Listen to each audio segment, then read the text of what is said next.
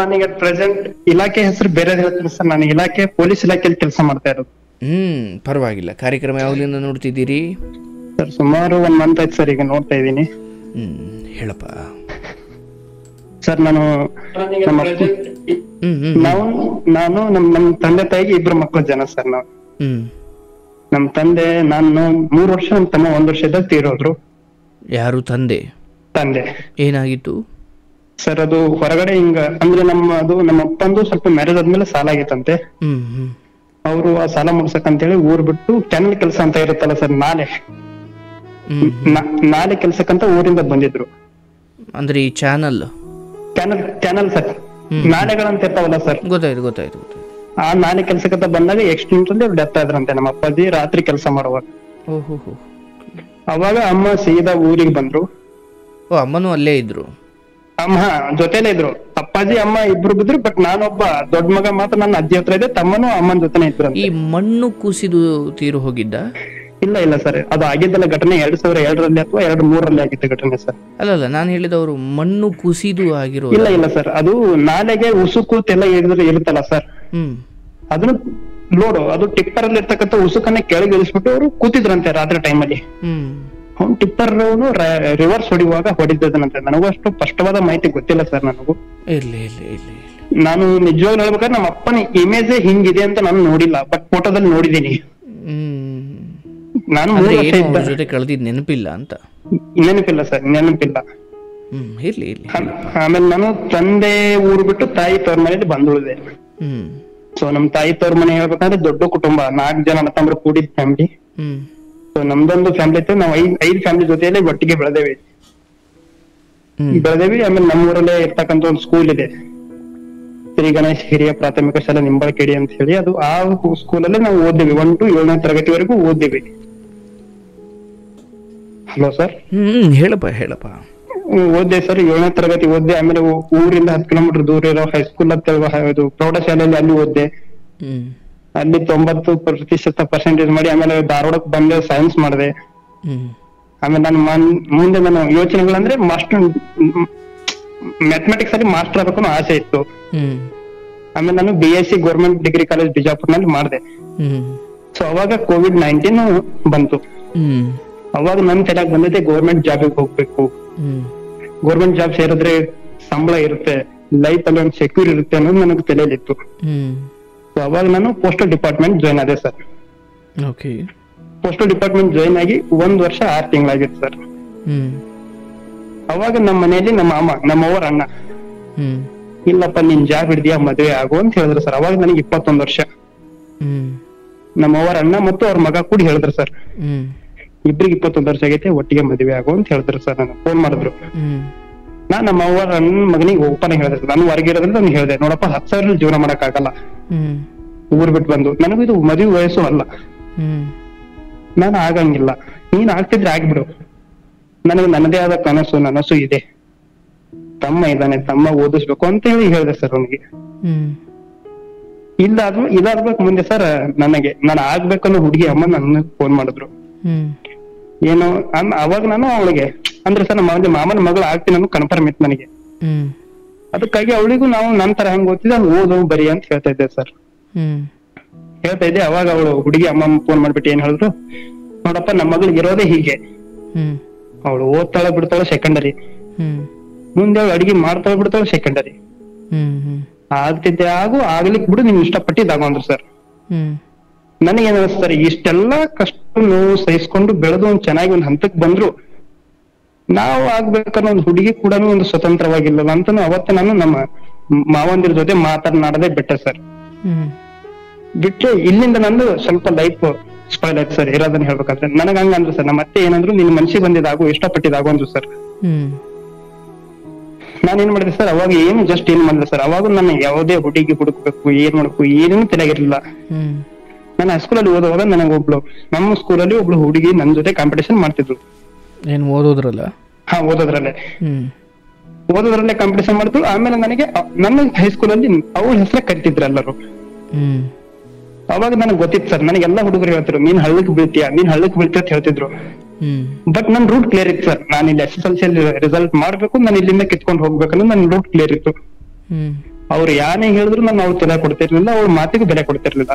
ಹ್ಮ್ ನಂದೇನು ಓದು, ನಾನು ಇಲ್ಲಿ ಕಿತ್ಕೋಬೇಕು. ಹ್ಮ್ ಅದಾಯ್ತು ಸರ್. ನನ್ ಇನ್ನೊಂದು ಹೇಳ್ಬೇಕಾದ್ರೆ ಸರ್, ನೀವು ನಂಬ್ತಿರ್ ಬಿಡ್ತಿರೋ ಗೊತ್ತಿಲ್ಲ, ನಾನು ಪೋಸ್ಟಲ್ ಡಿಪಾರ್ಟ್ಮೆಂಟ್ ಸೇರಿ 1 ವರ್ಷ 6 ತಿಂಗಳವರೆಗೂ ಯಾವುದೇ ಸೋಷಿಯಲ್ ಮೀಡಿಯಾ ಇದಿರ್ಲಿಲ್ಲ. ನಾನು ಹ್ಮ್ ನಂದೇನು ಫೇಸ್ಬುಕ್ ಆಗಲಿ ಇನ್ಸ್ಟಾಗ್ರಾಮ್ ಆಗಲಿ ಸ್ನಾಪ್ಚಾಟ್ ಆಗಲಿ ಯಾವ್ದು ಬಳಸ್ತಿರ್ಲಿಲ್ಲ ನಾನು.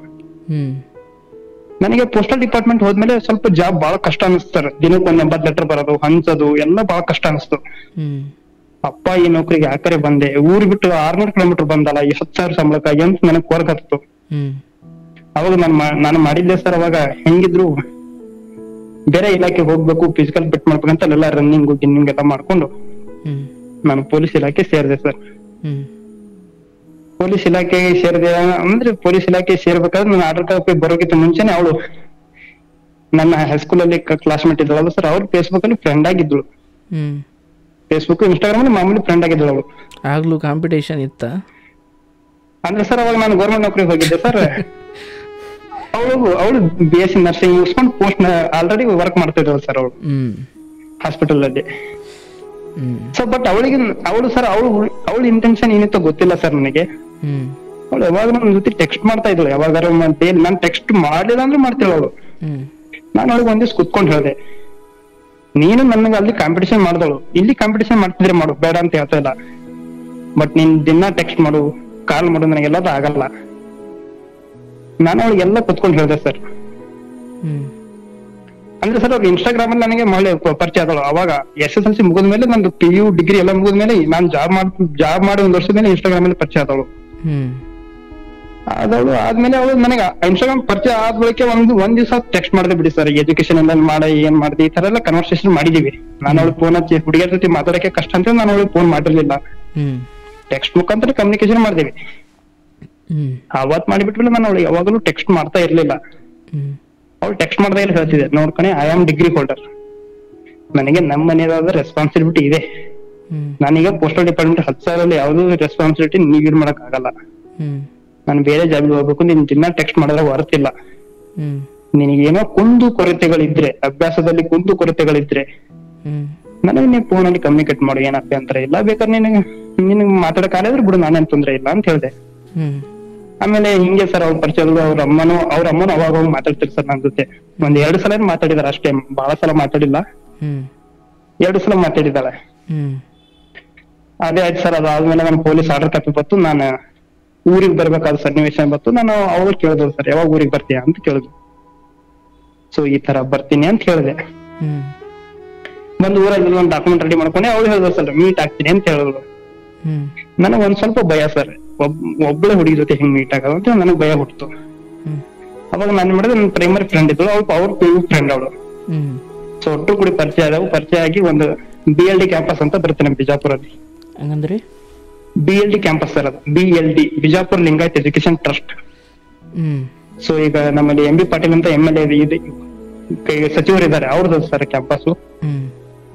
ಅಲ್ಲಿ ಒಂದು ಕ್ಯಾಂಪಸ್ ಅಲ್ಲಿ ಗಣಪತಿ ಗುಡಿ ಅಂತಿದೆ, ಹೋದೇವ್ ಸರ್. ಗಣಪತಿ ಗುಡಿಗೆ ಹೋಗಿ ನಮಸ್ಕಾರ ಮಾಡಿದೆವು. ಅವಳೇ ನಾನು ಹೇಳಿದೆ ಸರ್, ನನಗಂತೂ ಜೀವನದಲ್ಲಿ ಒಂದು ದಡ ನಾನು ಮುಟ್ಟಿದೀನಿ, ಸೆಕ್ಯೂರ್ ಆಗಿದ್ದೀನಿ ಜಾಬ್ ಅಂತ ಹೇಳಿ ಅವಳಿಗೆ 2 ತರ ಸ್ವೀಟ್ ಕೊಟ್ಟೆ ಸರ್. ಒಂದು ಪೋಸ್ಟಲ್ ಡಿಪಾರ್ಟ್ಮೆಂಟ್ ಅಪಾಯಿಂಟ್ ಆಗಿ ರಿಸೈನ್ ಮಾಡಿದ್ದೀನಿ, ಒಂದು ಪೊಲೀಸ್ ಇಲಾಖೆ ನೌಕರಿಗೆ ಹೋಗ್ತಾ ಇದ್ದೀನಿ ಅಂತ ಹೇಳಿ. ಆಯ್ತು ಸರ್, ಆಯ್ತು. ಅದಾದ ಮೂಲಕ ನಾನು ಬೆಂಗಳೂರಲ್ಲಿ ರಿಪೋರ್ಟಿಂಗ್ ಇತ್ತು. 1ನೇ ತಾರೀಕು ಸೆಪ್ಟೆಂಬರ್ ಅಲ್ಲಿ 2022ನೇ ಇಸ್ವಿಯಲ್ಲಿ ರಿಪೋರ್ಟ್ ಮಾಡ್ಕೊಂಡೆ.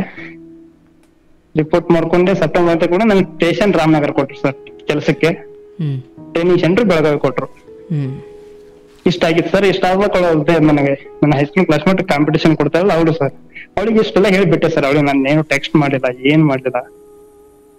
ಬಟ್ ಅವಳು ಮುಂದೆ ನನಗೆ ನೀನ್ ಯಾಕೆ ಟೆಕ್ಸ್ಟ್ ಮಾಡಲ್ಲ ಹಿಂಗ್ ಕೇಳ್ತಾ ಇದ್ದಾಳೆ ಸರ್ ಅವಳು ನನಗೆ. ನೀನ್ ಯಾಕೆ ನನಗ್ ಫೋನ್ ಹಚ್ಚಲ್ಲ? ಅರೆ ನಾನ್ ಹೇಳ್ದೆ, ನೀನ್ ನನಗೆ ಫ್ರೆಂಡ್ ಇದ್ದವಳು, ಇಲ್ಲಿ ಫ್ರೆಂಡ್ ಇದೆಯಾ? ನೀನೇ ನಮ್ ರಿಲೇಷನ್ ಅಲ್ಲ, ನಮ್ಮ ಅತ್ತಿ ಮಾಡೋದು, ನಿನ್ಗೆ ಯಾಕೆ ನಾನು ಟೆಕ್ಸ್ಟ್ ಮಾಡ್ಬೇಕು, ಫೋನ್ ಮಾಡ್ಬೇಕು, ಹಿಂಗಂದೆ ನಾನು. ಅಲ್ಲಿ ಸ್ವಲ್ಪ ನಾನು ಟ್ರೈನಿಂಗ್ ಅಲ್ಲಿ ಕೆಲಸ ಹಾಡಿ ಬೆಳಗ್ಗೆ ರನ್ನಿಂಗು, PT, ಡ್ರಿಲ್, ಕ್ಲಾಸು ಎಲ್ಲ ಇರೋದ್ರಿಂದ ಅವಳು ಬೆಳಗ್ಗೆ ಟೆಕ್ಸ್ಟ್ ಮಾಡಿದ್ರೆ ನಾನು ಸಾಯಂಕಾಲ ರಿಪ್ಲೈ ಮಾಡ್ತಿದ್ದೆ. ಅವಳು ಸಾಯಂಕಾಲ ರಿಪ್ಲೈ ಮಾಡಿದ್ರೆ ನಾನು ಟೆಕ್ಸ್ಟ್ ಮಾಡಿ ನಾನು ಬೆಳಗ್ಗೆ ರಿಪ್ಲೈ ಮಾಡ್ತಿದ್ದೆ. ಅಷ್ಟು ಟೈರ್ಡ್ನೆಸ್ ಆಗತ್ತೆ ಸರ್ ಅಲ್ಲಿ ರನ್ನಿಂಗ್ ಎಲ್ಲ ಮಾಡೋದಾಗಿ. ಅದು ಇಂಟೆನ್ಷನ್ ಏನಿತ್ತು ಗೊತ್ತಿಲ್ಲ ಸರ್ ಅವಳಿಗೆ. ಅವಳು ಪದೇ ಜಗಳ ಮಾಡ್ತಾ ಇದ್ರು. ನಾನು ಅವಳಿಗೆ ಒಂದ್ಸಲ ಫೋನ್ ಮಾಡಿ ಹೇಳಿದೆ, ನೋಡ್ಕೊಂಡೆ ಇದೆಲ್ಲ ಇಷ್ಟ ಆಗಲ್ಲ, ಹಳ್ಳಿಯಲ್ಲಿ ಇವೆಲ್ಲ ನಡೆಯಂಗಿಲ್ಲ, ನೀನ್ ಯಾಕೆ ಸುಮ್ಮನೆ ನನಗೆ ಟೆಕ್ಸ್ಟ್ ಮಾಡ್ತೀಯ ಹಾಗೆ ಮಾಡ್ತೀಯ ಅಂತೆಲ್ಲ ಹೇಳಿದೆ ಸರ್. ಅವಳು ಕಂಟಿನ್ಯೂಸ್ ಆಗಿ ವಾರ ವಾರ ಜಗಳ ಮಾಡಿದ್ರು, ನನಗೂ ತಲೆ ಕೆಡ್ತು ಸರ್ ಅವಳಿಗೆ. ನಾನು ಅವಳಿಗೆ ಹೇಳಿದೆ, ನಿನಗೆ ನಾನು ಟೈಮ್ ಕೊಡ್ತೀನಿ, ಬಟ್ ನೀನ್ ನನ್ನ ಜೊತೆ ಇರ್ತೀಯ, ಹಾ ಲೈಫ್ ಲಾಂಗ್ ಇರ್ತೀನಿ ಹಾಂಗ್ ಹಿಂಗ ಅಂತ ಎಲ್ಲ ಟೆಕ್ಸ್ಟ್ ಮಾಡ್ದವ್ ಸರ್. ಅವಾಗ ನಾನೇನು ಮಾಡ್ಲಿಲ್ಲ, ಸೀದಾ ಪ್ರಪೋಸ್ ಮಾಡಿದೆ ಸರ್. ಪ್ರಪೋಸ್ ಮಾಡಿದೆ, ಆಮೇಲೆ ಅದು ಲವ್ ಅಂತ ಅವಳಿಗೆ ಗೊತ್ತಾಯ್ತು ಸರ್, ಹೆಂಗಿದೆ ಪ್ರಪೋಸ್ ಮಾಡೋದು ಅಂತ ಹೇಳಿ ಗೊತ್ತಾಯ್ತು. ಬಟ್ ಅವಳು ದಿನ ಫೋನ್ ಮಾಡಕ್ ಸ್ಟಾರ್ಟ್ ಮಾಡೋದು ಅವಾಗ. ನಾನು ಹೇಳಿದ್ದೆ ಇಷ್ಟ ಸರ್ ಅವಳಿಗೆ, ನೋಡು ಲವ್ ಅಲ್ಲಿ ದಿನ ಫೋನ್ ಮಾಡ್ಬೇಕಂತ ರೂಲ್ ಇಲ್ಲ, ನೀನು ಚೆನ್ನಾಗಿ ಓದು, ನಾನು ಚೆನ್ನಾಗಿ ಓದ್ತೀನಿ, ಅದೃಷ್ಟ ಆದ್ರೆ ಮುಂದೆ ಮ್ಯಾರೇಜ್ ಆಗೋಣ, ಇಲ್ಲಾಂದ್ರೆ ಇಲ್ಲ ಅಂತ ಹೇಳಿದ್ದೆ ಸರ್ ನಾನು ಅವಳಿಗೆ ಅಷ್ಟೇ ಹೇಳಿದ್ದೆ ಸರ್. ಅದು ಏನಾಯ್ತೋ ಗೊತ್ತಿಲ್ಲ, ಅದು ಅದೃಷ್ಟನೋ ದುರಾದೃಷ್ಟನೋ ಗೊತ್ತಿಲ್ಲ ಸರ್. ನಾನು ಲವ್ ಮಾಡಿದ 2 ತಿಂಗಳು ಅವ್ರ ಅಪ್ಪಾಜಿ ತೀರ್ಕೊಂಡ. ಅವಳೇ ಒಂದ್ಸಲ ಕುತ್ಕೊಂಡು ಹೇಳಿದ್ರು ಸರ್, ನೋಡಪ್ಪ ಮಹೇಶ್, ನಮ್ ಮನೇಲಿ ಈ ತರ ಮ್ಯಾರೇಜ್ ಆಗಿದೆ, ನೋಡು ನಮ್ ಮನೇಲಿ ಈ ತರ ಅಪ್ಪಾಜಿ ತೀರೋಗಿದ್ದಾನೆ, ನೀನ್ ಲವ್ ಗಿವ್ ಇದೆಲ್ಲ ಆಗಲ್ಲ, ಸೂಟ್ ಆಗಲ್ಲ ಅಂತ. ಹಾ ಸರಿ ಆಯ್ತು, ನೀನ್ ಚೆನ್ನಾಗಿರೋ ಅಂತ ವಿಷಯ ಹ್ಯಾಪಿ ಮಾಡ್ಲ ನಾನು ಹೇಳ್ಬಿಟ್ಟೆ ಸರ್ ಅವಾಗ್ಲು. ಅಂದ್ರೆ ಆಕೆಗೆ ಬೇರೆ ಮದ್ವೆ ಆಯ್ತಾ? ಇಲ್ಲ ಸರ್ ಆಗಿಲ್ಲ, ಹೇಳ್ತೀನಿ ಸರ್ ಇನ್ನೂ ಘಟನೆ. ಅಪ್ಪಾಜಿ ತೀರೋದ, ಆಮೇಲೆ ಮುಂದೆ ಇವ್ರು ತೀರೋದು ಸರ್. ಇವ್ರು ಯಾರಂದ್ರೆ ಅಪ್ಪಾಜಿ ತೀರೋದು 1 ತಿಂಗಳಿಗೆ ಅಜ್ಜಿ ತೀರೋದು. ಅಜ್ಜಿ ತೀರೋದು ಮತ್ತೆ ಪುನಃ ಹೀಗೆ ಸರ್, ನಮ್ಮಲ್ಲಿ ಅಜ್ಜಿ ತೀರೋದು ನಮ್ಮ ಮನೇಲಿ ಮದುವೆ ಮಾಡ್ತಾರೆ ಹಾಂಗ್ ಹಿಂಗ ಅಂದ್ರು. ಆಯ್ತು ಸರ್, ಸರಿ ಆಯ್ತು ಆಯ್ತು ಇದೇ ತರ ಹೇಳ ಸರ್. ಆಮೇಲೆ ಅವಳು ಇಂಟೆನ್ಷನ್ ಏನಿತ್ತು ಗೊತ್ತಿಲ್ಲ ಸರ್, ಒಂದ್ಸಲ ನನ್ ಟ್ರೈನಿಂಗ್ ಸೆಂಟ್ರಿಗೆ ಬರ್ತಾ ಅಂದವ್ ಸರ್ ಅವಳು. ನಾನು ಹೇಳಿದೆ ಸರ್, ಒಬ್ಬ ಸಮಾಜದ ವ್ಯಕ್ತಿಯಾಗಿ ಹೇಳ್ತೀನಿ ಸರ್, ನಾನು ಒಬ್ಳು ಹುಡುಗಿ ಮನೆ ಬಿಟ್ಟು ಹೊರಗೆ ಬರ್ತಾರ, ನಾನು ಅದನ್ನ ಕ್ಷಮೆ ಪಡಂಗಿಲ್ಲ ಸರ್. ಅದು ಯಾರು ರಿಲೇಷನ್ ಅಲ್ಲ ಅನ್ನೋ ವ್ಯಕ್ತಿಗೋಸ್ಕರ ಬರ್ತಾನೆ ಇಷ್ಟ ಆಗ್ಲಿಲ್ಲ. ನಾನು ಹೇಳಿದೆ, ನೋಡ್ಕೊಣೆ, ನಮ್ಮಲ್ಲಿ ನಮ್ಮ ಅಕ್ಕ ತಂಗಿರಿದ್ರೆ ನಾವು ಒಬ್ಳು ಯಾರಿಗೆ ಎಲ್ಲಿ ಕಳ್ಸಂಗಿಲ್ಲ, ನೀನು ಬೆಳಗಾವ್ ಕದು ನನಗೋಸ್ಕರ ಮೀಟ್ ಆಗಕ್ಕೆ ಬರ್ತೀನಿ, ಬರಕ್ ಹೋಗ್ಬೇಡ.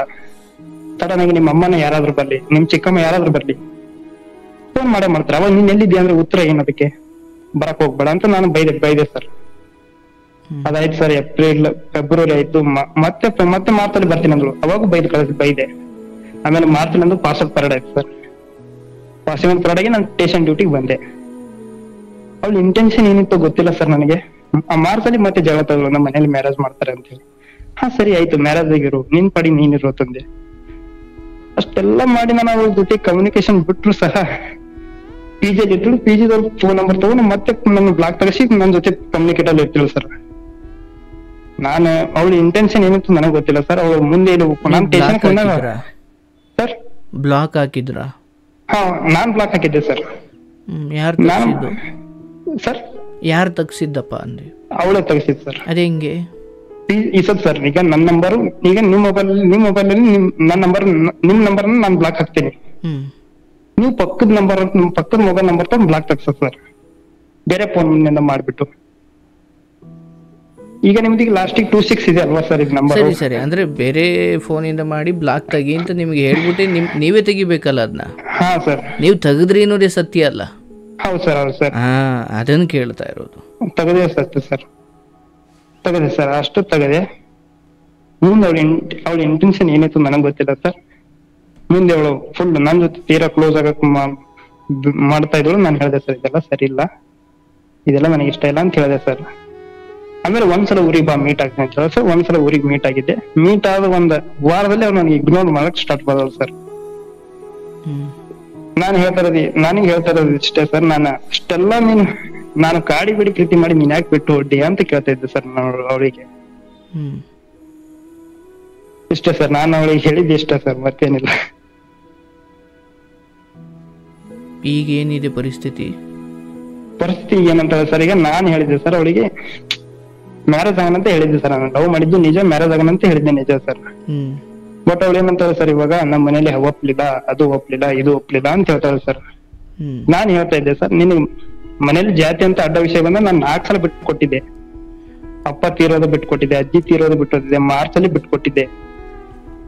ಸುಮ್ನೆ ಈಗ ಯಾಕೆ ಫೀಲಿಂಗ್ಸ್ ಹುಟ್ಟಿಸಿ ಯಾಕೆ ಬಿಟ್ಟು ಹೋಗ್ತಾ ಇದೆಯಾ ಅಂತ ಕೇಳಿದೆ ಸರ್ ಅವಳಿಗೆ. ಅದಕ್ಕೆ ಸರ್ ಈಗ ಹೆಂಗೆ ಅಂತ ಅದೇ ಕೇಳಿದೆ ಸರ್. ಏನಪ್ಪ ಈಗ ಅವಳು ಫೀಲಿಂಗ್ಸ್ ಎಲ್ಲ ಹುಟ್ಟಿಸಿ ಬಿಟ್ಟು ಹೋಗಿದ್ದಾಳೆ ಸರ್. ಈಗ ಮನೇಲಿ ಅಮ್ಮ ಒಪ್ತಿಲ್ಲ, ಅಮ್ಮ ಸಾಯ್ತಾರೆ, ಹಾಗೆ ಸಾಯ್ತಾರೆ, ಹೀಗೆ ಸಾಯ್ತಾರೆ ಅಂತ ಹೇಳಿ ನಾನು ಆಯ್ತು ಸರಿ ಹೋಗಂತೇಳಿ ಹೇಳಿದ್ದೆ ಸರ್. ಅವಳು ಮುಂದೆ ಏನೋ ನಮ್ಗೆ ಗೊತ್ತಾ ಸರ್ ನನಗೆ, ನಾನು ಅವಾಗ ಎದಕ್ಕೋಸ್ಕರ ಸುಮ್ನೆ ಬಿಟ್ಟು ಹೋಗ್ತಿದ್ದೆ, ಅದೇ ಪರ್ಪಸ್ ಆಫ್ ದಿ ರೀಸನ್ ಬೇಕಲ್ಲ ಸರ್. ಈಗ ಹೆಂಗ್ ಸರ್, ಈಗ ನೀನು ಶಟಲ್ ಆಗಿಲ್ಲ ಬಿಟ್ಟು ಹೋಗ್ತಾ ಇದ್ದೀನಿ ಒಂದೇದ್ದು. ಎರಡನೇದು ಏನೋ ನೀನು ಕರೆಯೋದಿದ್ಯಾ, ನಿನ್ ಏಜ್ ಇಲ್ಲ ಅಂತ ಅದೊಂದು ಇದ್ರೆ ಅದೊಂದು ಓಕೆ ಸರ್. ಅವಳು ಲಾಸ್ಟಿಗೆ ಬಿಟ್ಟು ಹೋಗೋ ಟೈಮಿಗೆ ಏನಂದ್ರೆ ಗೊತ್ತಾ ಸರ್ ನನಗೆ, ನೀನ್ ನಿಮ್ ತಾಯಿಗೆ ಎಂತ ಮಗ, ಫಸ್ಟ್ ಲವ್ ಮಾಡಿದ್ರೆ ಯಾರು ಬ್ರೇಕಪ್ ಮಾಡ್ಕೊಂಡು ಜೀವನ ಮಾಡಿಲ್ವಾ, ನೀನ್ ಬದುಕ್ಲಿಲ್ಲ ಅಂದ್ರೆ ಹೇಳಿ, ಆ ತರ ಅಂತ ಇದಾವೆ ಸರ್. ಅದಕ್ಕೆ ಈಗ ಆಕೆಗೂ ಮದುವೆ ಆಗಿಲ್ಲ, ನಿಮಗೂ ಮದುವೆ ಆಗಿಲ್ಲ? ಆಗಿಲ್ಲ ಸರ್. ಎಷ್ಟು ವರ್ಷ ನಿಮ್ಗೆ? ನನಗೀಗ 24 ಮುಗೀತು ಸರ್, ಈಗ ಜುಲೈಗೆ. ಅವಳಿಗೆ ನನಕ 6 ವರ್ಷ ದೊಡ್ಡ, ನನಕ 6 ತಿಂಗಳು ದೊಡ್ಡವಳು ಸರ್ ಅವಳು. ಇದು ನಿಮ್ಮ ತಾಯಿಗಾಗ್ಲಿ ಯಾರಿಗೂ ಗೊತ್ತಿಲ್ಲ ಸರ್? ಇದು ನಾನು ಅವ್ರ ಅಮ್ಮಗೆ ಗೊತ್ತಿದೆ ಸರ್. ನಾನು ಅವ್ರ ಅಮ್ಮಗೆ ಅವಾಗೇ ಹೇಳಿದ್ದೆ ಸರ್. ಅಲ್ಲ, ನಿಮ್ಮ ಅಮ್ಮಂಗೆ ಗೊತ್ತಾ ಅಂತ? ಇಲ್ಲ ಸರ್, ನಮ್ಮಮ್ಮ ನಾನು ಹೇಳಿದ್ದೆ ಸರ್ ಅವಳಿಗೆ, ನಿಮ್ ಮನೇಲಿ ನಿಮ್ಮ ಅಮ್ಮ ಒಪ್ಪಿದ್ರೆ ನಮ್ಮಮ್ಮ ಒಪ್ಪಿದ್ರೆ ಶಾಸ್ತ್ರದ ಪ್ರಕಾರ ಸರ್. ನಮ್ ಕಡೆ ಎಲ್ಲ ಶಾಸ್ತ್ರ ಮಾಡ್ತಾರೆ ಸರ್. ಅದು ಹಣ್ಣು ಕಾಯಿ ತಗೊಂಡೋಗಿ ಹೆಣ್ಣು ಬರ್ತಾರೆ, ಎಲ್ಲ ಕಡೆ ಅದನ್ನೇ ಮಾಡ್ತಾರೆ. ಹೌದು ಸರ್. ಬಟ್ ನಿಮ್ ತಾಯಿ ಅಂದ್ರೆ ಅವ್ರ ಮನೆಯಲ್ಲಿ ಒಪ್ಪಾದ ಮೇಲೆ ನಿಮ್ ಮನೇಲಿ ಒಪ್ಪಿಸ್ತೀನಿ ಅಂತ? ನಮ್ಮನೆ ನಾನು ಒಪ್ಪಿಸ್ತಿದ್ದೆ ಸರ್, ನಾನು ಖಂಡಿತ ಒಪ್ಪಿಸ್ತಿದ್ದೆ. ಸರಿ, ಅವ್ರ ಅಮ್ಮಂಗೆ ಗೊತ್ತಿತ್ತಲ್ಲ, ಅವ್ರೇನು ಹೇಳಿದ್ರು ಸರ್? ಅವ್ರ ಅಮ್ಮ ನನ್ನ ಜೊತೆ ಕಮ್ಯುನಿಕೇಟೇ ಮಾಡಲಿಲ್ಲ ಸರ್. ಮತ್ ಗೊತ್ತಿಲ್ಲಪ್ಪ? ಗೊತ್ತಿತ್ತು ಸರ್. ಈ ಪ್ಲಾನ್ ನೋಡಿ ಸರ್, ನಾನು ಲವ್ ಮಾಡಿದ್ದು ಅವ್ರ ಅಮ್ಮಗೆ ಹೇಳಿದ್ದೆ ಸರ್. ನಾನು ಈಗ ನಿಮ್ ಮಗಳನ್ನ ಹಿಂಗ್ ಲವ್ ಮಾಡಿದೆ ಅಂತ ಹೇಳಿದ್ದೆ ಸರ್. ಅವಾಗ ಏನ್ ಹೇಳಿದ್ರ ಆ ಕ್ಷಣಕ್ಕೆ? ಅವ್ರ ಅಮ್ಮ ನನ್ನ ಜೊತೆ ಕಮ್ಯುನಿಕೇಟೇ ಮಾಡಲಿಲ್ಲ ಸರ್ ಅವಾಗ. ನೀವ್ ಹೇಳಿದ್ರೆ ಅವ್ರು ಸುಮ್ನಾದ್ರ? ಹಾ, ಸುಮ್ಮನಾದ್ರ ಸರ್. ಆಮೇಲೆ ಅವಳಿಗೆ ಬ್ಲಾಕ್ ಮಾಡಿಸ್ಬಿಟ್ರು ಸರ್. ಹಾ ಸರ್. ಅವ್ರ ಬಾಯ್ ಬಿಟ್ಟು ಏನ್ ಹೇಳ್ಬೇಕಾಗಿಲ್ವಲ್ಲ? ಇಲ್ಲ ಸರ್, ಇಲ್ಲ. ಬ್ಲಾಕ್ ಮಾಡಿಸಿರು ಅಂದ್ರೆ ಅರ್ಥ ಆಯ್ತಲ್ಲ. ಬಟ್ ನಾನ್ ಹೇಳ್ತಾ ಇರೋದು ಇಷ್ಟೇ ಸರ್, ನಿಮ್ಗೆ ನಾನು ಇನ್ನೂ ಹೊಡೆದ ವಿಷಯ ಇರೋದು ನನ್ನಲ್ಲಿ ಭಾವನೆ ಉಡ್ಸಿ ಹಾಕ್ಬಿಟ್ಟೋದ್ಲು ಅಂತ. ಹಾ ಸರ್. ಆಮೇಲೆ ನಾನು ಹೇಳ್ತಾ ಇರೋದು ಇಷ್ಟೇ ಸರ್, ನನ್ನಿಂದ ಒಂದು ಸಂದೇಶ ಹೋಗ್ಬೇಕು ಸರ್. ಯಾವುದೇ ಹುಡುಗಿ ಆಗಲಿ ಹುಡುಗಾಗಲಿ ಪ್ರೀತಿ ಮಾಡೋದಾದ್ರೆ ನಿಜವಾಗಿ ಪ್ರೀತಿ ಮಾಡಿ. ಸುಮ್ನೆ 4 ದಿನ ಸುತ್ತಾಡಕಂತ ಒಬ್ಬ ಇರ್ಲಿ, ಅವನು ಖರ್ಚು ವೆಚ್ಚ ನೋಡ್ಕೋಕಂತ ಇರ್ಲಿ, ಇದ್ರ ಪ್ರೀತಿ ಮಾಡಕ್ ಹೋಗ್ಬಿಡಿ ಅಂತ ನಾನ್ ಹೇಳ್ತಾ ಇರೋದು ಸರ್. ಅವ್ರು ಮಾಡಿದ ರೀತಿ ನಂಗೆ ಹಂಗ ಅನಿಸ್ತಾ ಇರೋದು. ನಾನ್ ಹೇಳ್ತಾ ಇರೋದು ಸಮಾಜಕ್ಕೆ ಒಂದು ಮಾದರಿ ಆಗ್ಬೇಕು ಸರ್. ಅದು ಪ್ರೀತಿ ಮಾಡಿದ್ ಹೆಂಗಿರ್ಬೇಕಂದ್ರೆ, ಈಗ ಅವ್ನ ಜೊತೆ ನನ್ನ ಊರಿಗೆ ಹೋದಾಗ ನನ್ನ ಜೊತೆ ಸುತ್ತಾಡಿದ್ರು, ನನ್ನ ಬೇಕು ಬೇಡಿಕೆಗಳನ್ನೆಲ್ಲ ಈಡೇರಿಸ್ಕೊಂಡ್ರು. ಬಟ್ ನಾನ್ ಹೇಳ್ತಾ ಇರೋದು ಸರ್, ಸಮಾಜಕ್ಕೆ ಮಾದರಿ ಆಗಿರ್ಬೇಕು ಸರ್ ಪ್ರೀತಿ ಮಾಡಿದ್ದು ಸರ್. ನಾನು ಅವಳಿಗೆ ಹೇಳಿದ್ದೆ ಸರ್, ಜಾತಿ ಅಂತ ವಿಷಯ ಬಂದಾಗ ನಾನೇನ್ ಮೊದಲಾಗಿ 4 ಸಲ ಬಿಟ್ಕೊಟ್ಟಿದ್ದೆ. ಬಟ್ ಅವಳು ಇಂಟೆನ್ಷನ್ ಏನಿತ್ತು ಅಂತ ಕನ್ಫರ್ಮ್ ಆಗ್ಲಿಲ್ಲ. ಆದ್ರೆ ಅವಳು ನಾನು ನಿಜವಾಗಿ ಪ್ರೀತಿ ಮಾಡೋದಿದ್ರೆ ಆತರ ಮಾತಾಡಬಾರ ಸರ್. ನಿಮ್ ತಾಯಿಗೆ ಎಂತ ಮಗ, ನಾನ್ ಎಂತ ಮಗ ಅಂತ ತಿಳ್ಕೊಂಡೆ ಪ್ರೀತಿ ಮಾಡ್ಬೇಕಾಗಿತ್ತಲ್ವಾ ಅವಳು.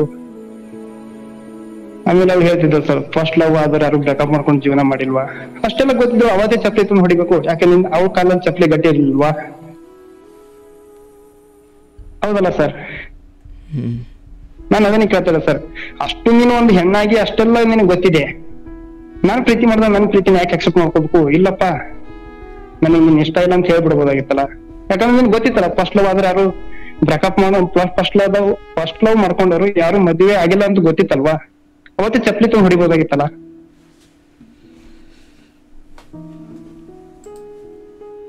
ಸುಮ್ನೆ ಒಬ್ರು ಭಾವನೆಗಳಿಗೆ ಹುಟ್ಟಿಸಿ ನಾನು ಹಂಗೆ, ನನಗ ಅವ್ರು ಟೆಕ್ಸ್ಟ್ ಮಾಡಿದ್ರು ಸರ್. ಅವ್ರು ಟೆಕ್ಸ್ಟ್ ಮಾಡಿದೆಲ್ಲ ಪ್ರೂಫ್ ಇಟ್ಕೊಂಡಿದ್ದೆ ನಾನು. ನಿನ್ ಜೊತೆ ಬಾಳೆ ಮಾಡ್ತೀನಿ, ನಿನ್ ಬಿಟ್ಟು ಅರ್ಧ ಗಂಟೆ ಇರಕ್ ಆಗಲ್ಲ, ಈ ತರ ಎಲ್ಲ ಮಾಡಿದ್ರು ಸರ್. ನಾನು ಅವ್ರ ಜೊತೆ ಹೆಚ್ಚು ಕಮ್ಯುನಿಕೇಟ್ ಮಾಡಕ್ ಎಷ್ಟಾನು ಪಡ್ತಿರ್ಲಿಲ್ಲ ಸರ್. ಅವಳಾಗಿ ಅವಳೆಲ್ಲ ಟೆಕ್ಸ್ಟ್ ಮಾಡಿದ್ಮೇಲೆ ಅವ್ರ ಅಮ್ಮಗೂ ಕೇಳಿದ್ದೆ ನಾನು, ವಿತ್ ಟೆಕ್ಸ್ಟ್ ಪ್ರೂಫ್ ಸಮೇತ, ನಿಮ್ ಮಗಳು ಹಿಂಗ್ ಮಾಡಿದಾಳೆ ನೋಡಿ ಮತ್ತೆ ಅಂತ ಕೇಳಿದ್ದೆ ನಾನು. ಅವ್ರು ಏನು ಹೇಳಿದಿಲ್ಲ ಸರ್ ಅದಕ್ಕೆ. ಸರಿ, ಈಗ ಇದೊಂದು ಸ್ವಲ್ಪ ಬೇರೆ ಆಯಾಮದಿಂದ ನೋಡೋಣ. ಈಗ ನೀವು ಯಾವ ನಿರ್ಧಾರಕ್ಕೆ ಬಂದುಬಿಟ್ಟಿದ್ದೀರಿ, ಯಾಕೆ ಹಿಂಗೆ ಮಾಡಿದ್ಲು, ಫೈನ್, ಮೇಲ್ನೋಟಕ್ಕೆ ಅವೆಲ್ಲ ಸರಿ ಅಂತ ಅನಿಸ್ಬೋದು. ಈಗ ನಾನೊಂದು ಆಯಾಮ ಹೇಳ್ತೀನಿ, ಅದ್ರ ಪ್ರಕಾರ ಸ್ವಲ್ಪ ಮನಸ್ಸಾಕ್ಷಿಯಿಂದ ಯೋಚನೆ ಮಾಡಿಪ್ಪ ನಾನು ಹೇಳೋದು. ಹೇಳಿ ಸರ್, ಖಂಡಿತ ಹೇಳಿ ಸರ್. ಈಗ ನಾನು ಈ ಹೆಣ್ಮಗಳು ವಿಚಾರ, ಈಗ ಆಕೆ ಬರೋದು ಬೇಡ, ನಿಮ್ಮನ್ನು ಮದುವೆ ಆಗೋದು ಬೇಡ, ಇದರಲ್ಲಿ ಮುಗಿದು ಹೋಗಲಿ, ಇದು ನನ್ನ ಮೊದಲ ವಿಚಾರ. ಅದು ಬೇಡ. ಈಗ ನಿಮ್ಮ ಬದುಕನ್ನು ನೀವು ನೋಡ್ಕೊಂಡಿದ್ದೀರ, ಮತ್ತು ಆಕೆ ಈಗ ಬೇರೆಲ್ಲೋ ಗಮನ ಕೊಟ್ಟಿದ್ದಾಳೆ, ನಿಮ್ಮ ಕಡೆ ಗಮನ ಇಲ್ಲ. ಸರಿ, ಆಯಿತು. ಈಗ ಈ ನಿಮ್ಮ ವಿಚಾರವನ್ನು ನೋಡಿದಾಗ ನನಗೆ ಮೊದಲಿಂದ ಅಲ್ಲಿ ಅನ್ನಿಸ್ತಾ ಇರೋ ವಿಚಾರ ಅಂದರೆ, ಆಕೆ ಉದ್ದೇಶ ಏನಿತ್ತೋ ಗೊತ್ತಿಲ್ಲ. ಮತ್ತು ಆಕೆ ಕೇಳಿಸ್ಕೊಳಪ್ಪ, ಆಯ್ತು ಸರ್, ಹೇಳಿ ಸರ್, ಹೇಳಿ. ಆಕೆ ಪ್ರತಿ ಸಾರಿ ಪ್ರೀತಿ ತಗೊಂಡು ನಿಮ್ಮ ಹತ್ರ ಬಂದಾಗ ನೀವು ಹೇಳಿದ್ರಿ, ಭಾಳ ಅದ್ಭುತ. ಒಂದು ಹೆಣ್ಮಗಳು ಹಿಂಗೆ ಹೊರಗಡೆ ಯಾರ ಮನೆಯವರ ಒಪ್ಪಿಗೆ ಇಲ್ಲದೆ ಅಥವಾ ಮನೆಯವರ ಸಾನ್ನಿಧ್ಯವಿಲ್ಲದೆ ಒಬ್ಬ ಹುಡುಗನನ್ನು ನೋಡಲಿಕ್ಕೆ ಬರೋದು ಖಂಡಿತ ಅದು ಒಪ್ಪಿಗೆ ಇಲ್ಲ. ಫೈನ್, ಭಾಳ ಒಳ್ಳೆಯ ಗುಣ. ಆದರೆ ಇಲ್ಲಿ ನಿಮ್ಮ ದೋಷ ಎಲ್ಲಿ ಕಂಡು ಬರ್ತಾ ಇದೆ ಅಂದರೆ, ನಾನು ಒಂದು ನನಗೊಂದು ದೊಡ್ಡ ಗುರಿ ಇದೆ, ನಾನು ಹಂಗೆ ಬದುಕಬೇಕು ಅಥವಾ ನಾನು ಇಂಥ ಕೆಲಸ ತಗೊಳ್ಬೇಕು, ನಾನು ಅಂಥದ್ದೇನು ಮಾಡಬೇಕು, ನನಗಂಥ ದೊಡ್ಡ ಗುರಿ ಇತ್ತು, ದೊಡ್ಡ ವ್ಯಕ್ತಿತ್ವ ಇರೋ ನಾನಾಗಿದ್ದಿದ್ರೆ ನಾನು ನೋಡವ್ವ, ಒಂದು ನಿನ್ನ ಮನೆಯವ್ರನ್ನ ಒಪ್ಪಿಸ್ಬಿಟ್ಟು ಬಾ, ನನ್ನ ಮನೆಯವ್ರ ಅಂದರೆ ಅಷ್ಟೆಲ್ಲ ಪ್ರಬುದ್ಧತೆ ಇದ್ದ ನೀವು, ಆಕೆ ಯಾರಿಗೂ ಗೊತ್ತಿಲ್ಲಂಗೆ ಬರ್ತಿದ್ದಾಳೆ, ಮತ್ತು ನಮ್ಮನೇಲೂ ಯಾರಿಗೂ ಗೊತ್ತಿಲ್ಲ, ಅವ್ರ ಮನೆಯವರು ಒಪ್ತಾರೆ ಇಲ್ವೋ ಗೊತ್ತಿಲ್ಲ, ನಾನು ಯಾಕಪ್ಪ ಕನಸ್ಕಂಡೆ ಮತ್ತೆ? ಸರ್ ನಾನು ಇರೋದನ್ನ ಹೇಳ್ತೀನಿ ಕೇಳಿ ಸರ್. ನಾನು ಲವ್ ಮಾಡಿದ್ದು 15 ಕೇಳಿದ್ದೆ ಸರ್ ಅವಳಿಗೆ. ನಿಮ್ಮ ಅಮ್ಮಗೊಂದು ಮಾತು ಕೇಳಿದ್ರು ಕೇಳಿಸ್ಕೊಳಪ್ಪ. ಈಗ ನಿಮ್ಮ ಕಡೆಯಿಂದ ನಿಮ್ಗೆ ಏನೇನು ಸರಿ ಅನ್ಸುತ್ತೋ ಹೇಳೋದಲ್ಲ, ಅದು ಅವಳಿಗೆ ಫಸ್ಟ್ ಆಗಿ ಹೇಳಿದ್ದೆ ಸರ್ ನಾನು. ಕೇಳಿಸ್ಕೊಳಪ್ಪ, ನಿಂದಷ್ಟು ಕತೆ ಕೇಳಿದ್ದೀನಿ ತಾನೇ ನಾನು. ಹೌದು ಸರ್. ನಾನು ಹೇಳೋದು ಕೇಳು. ಅಂತಿಮವಾಗಿ ತಗೊಳೋದು ಬಿಡೋದು ನಿನಗೆ ಬಿಡ್ತೀನಿ, ಆದರೆ ನೀನು ಎಲ್ಲಿ ಎಡವಟ್ಟು ಮಾಡಿದೆ ಅಂತ ನನಗೆ ಗೊತ್ತಾಗಬೇಕಲ್ಲಪ್ಪ. ಇವನ್ ನಾನು ಒಂದು ಹೆಣ್ಣು, ಆ ಮನೆಯವರು ಒಪ್ತಾರೋ ಇಲ್ವೋ ಗೊತ್ತಿಲ್ಲ, ಆ ಮನೆಯವ್ರಿಗೆ ಇನ್ನೂ ವಿಷಯ ಗೊತ್ತೋ ಗೊತ್ತಿಲ್ಲ, ನನ್ನ ಮನೆಯವ್ರು ನಾನು ಏನೇ ಒಪ್ಸ್ಬೋದು, ಬಟ್ ಒಂದು ಹೆಣ್ಣಿನ ಕಡೆಯವರಾಗಿ ನೀನು ಆಕೆಗೆ ತಾಳಿ ಕಟ್ಟೋವರೆಗೂ ಆಕೆಯ ಒಟ್ಟಿಡೀ ಸ್ವಾತಂತ್ರ್ಯ ಅವ್ರ ಮನೆ ಅಥವಾ ಆಕೆಯ ಒಟ್ಟಿಡೀ ಜವಾಬ್ದಾರಿ ಅವ್ರ ಮನೆಯದೇ ಆಗಿರುತ್ತಲ್ಲಪ್ಪ. ಹೌದು ಸರ್. ಬರಬೇಡ, ನನಗೆ ಇದಿಷ್ಟ ಇಲ್ಲ, ಒಂದು ಒಪ್ಸಿ ಬಾ ಅಂದರೆ ನನ್ನ ಪ್ರೀತಿಯಲ್ಲಿ ಯಾವುದೇ ಒಂದು ಕಟ್ನಿಟ್ಟಿರಲಿಲ್ಲ ಸರ್. ಕಟ್ಟುನಿಟ್ಟು ಇರ್ಲಿಲ್ಲ ಅಂತಲ್ಲ ಸರ್, ನಾನು ಅವಳಿಗೆ ಹೇಳಿದ್ದೆ ಸರ್. ಅವಳಿಗೆ ಹೇಳಿದ್ದೆ ನಾನು ನಿಮ್ಮಮ್ಮ ಒಂದು ಮಾತು ಕೇಳ್ತೀನಿ, ಅವರು ಅಲೋ ಕೊಟ್ರೆ ಬಾ, ಇಲ್ಲಾಂದ್ರೆ ಬರ್ಬೇಡ ಅಂತಾನು ಹೇಳಿದ್ದೆ ಸರ್ ನಾನು ಅವಳಿಗೆ. ಪದೇ ಪದೇ ಅದನ್ನು ಮೀರಿಯೋ ಆಕೆ ಬರಬೇಕಾದ್ರೆ ನೀವು ಬಿಟ್ಬಿಡ್ಬೇಕು, ಅದು ಯೋಚನೆನೇ ಬಿಟ್ಬಿಡ್ಬೇಕಾಯ್ತು. ಅವಳು ಬಂದು ಹೋಗಲಿ, ನನಗೇನಾಗಬೇಕಾಗಿದೆ. ನೋಡಪ್ಪ, ನಾನು ತಿರಸ್ಕರಿಸಲೇಬೇಕು ಅಂತ ನಿಂತ್ಕೊಂಡ್ರೆ ಈ ಜಗತ್ತಿನ ದೊಡ್ಡ ದೊಡ್ಡ ವಿಚಾರಗಳಿಂದಲೇ ತಪ್ಪಿಸ್ಕೊಳ್ಬೋದು. ಈಕೆಯಿಂದ ತಪ್ಪಿಸ್ಕೊಳ್ಳೋದೇನು ದೊಡ್ಡ ವಿಚಾರ ಆಗಿರಲಿಲ್ಲ, ಹೌದಲ್ಲ? ನನಗೂ ಎಲ್ಲೋ ಒಂದು ಅಂತ ಬಯಕೆ ಇತ್ತು ಅನ್ನೋದೇ ಸತ್ಯ. ಅಂಡ್ ಇವತ್ತು ನೀವು ಹೇಳ್ತಿದ್ದೀರಿ ಆಕೆ ಮದುವೆ ಆಗುವಂದಾಗ ನೀವು ಬೇಡ ಅಂದ್ರೆ, ಈಗ ನೀವು ಆಗಬೇಕು ಅಂದಾಗ ಅವಳು ಬೇಡ ಅಂತಿದ್ದಾಳೆ, ಸರಿ ಹೋಯ್ತಲ್ಲ ಅಲ್ಲಿಗೆ. ಸರ್ ನಾನು ಇರೋದನ್ನ ಹೇಳ್ಬೇಕಾದ್ರೆ ಸರ್, ಅವಳು ಬರೇ ಇದನ್ನ ಮಾಡಿಲ್ಲ ಸರ್.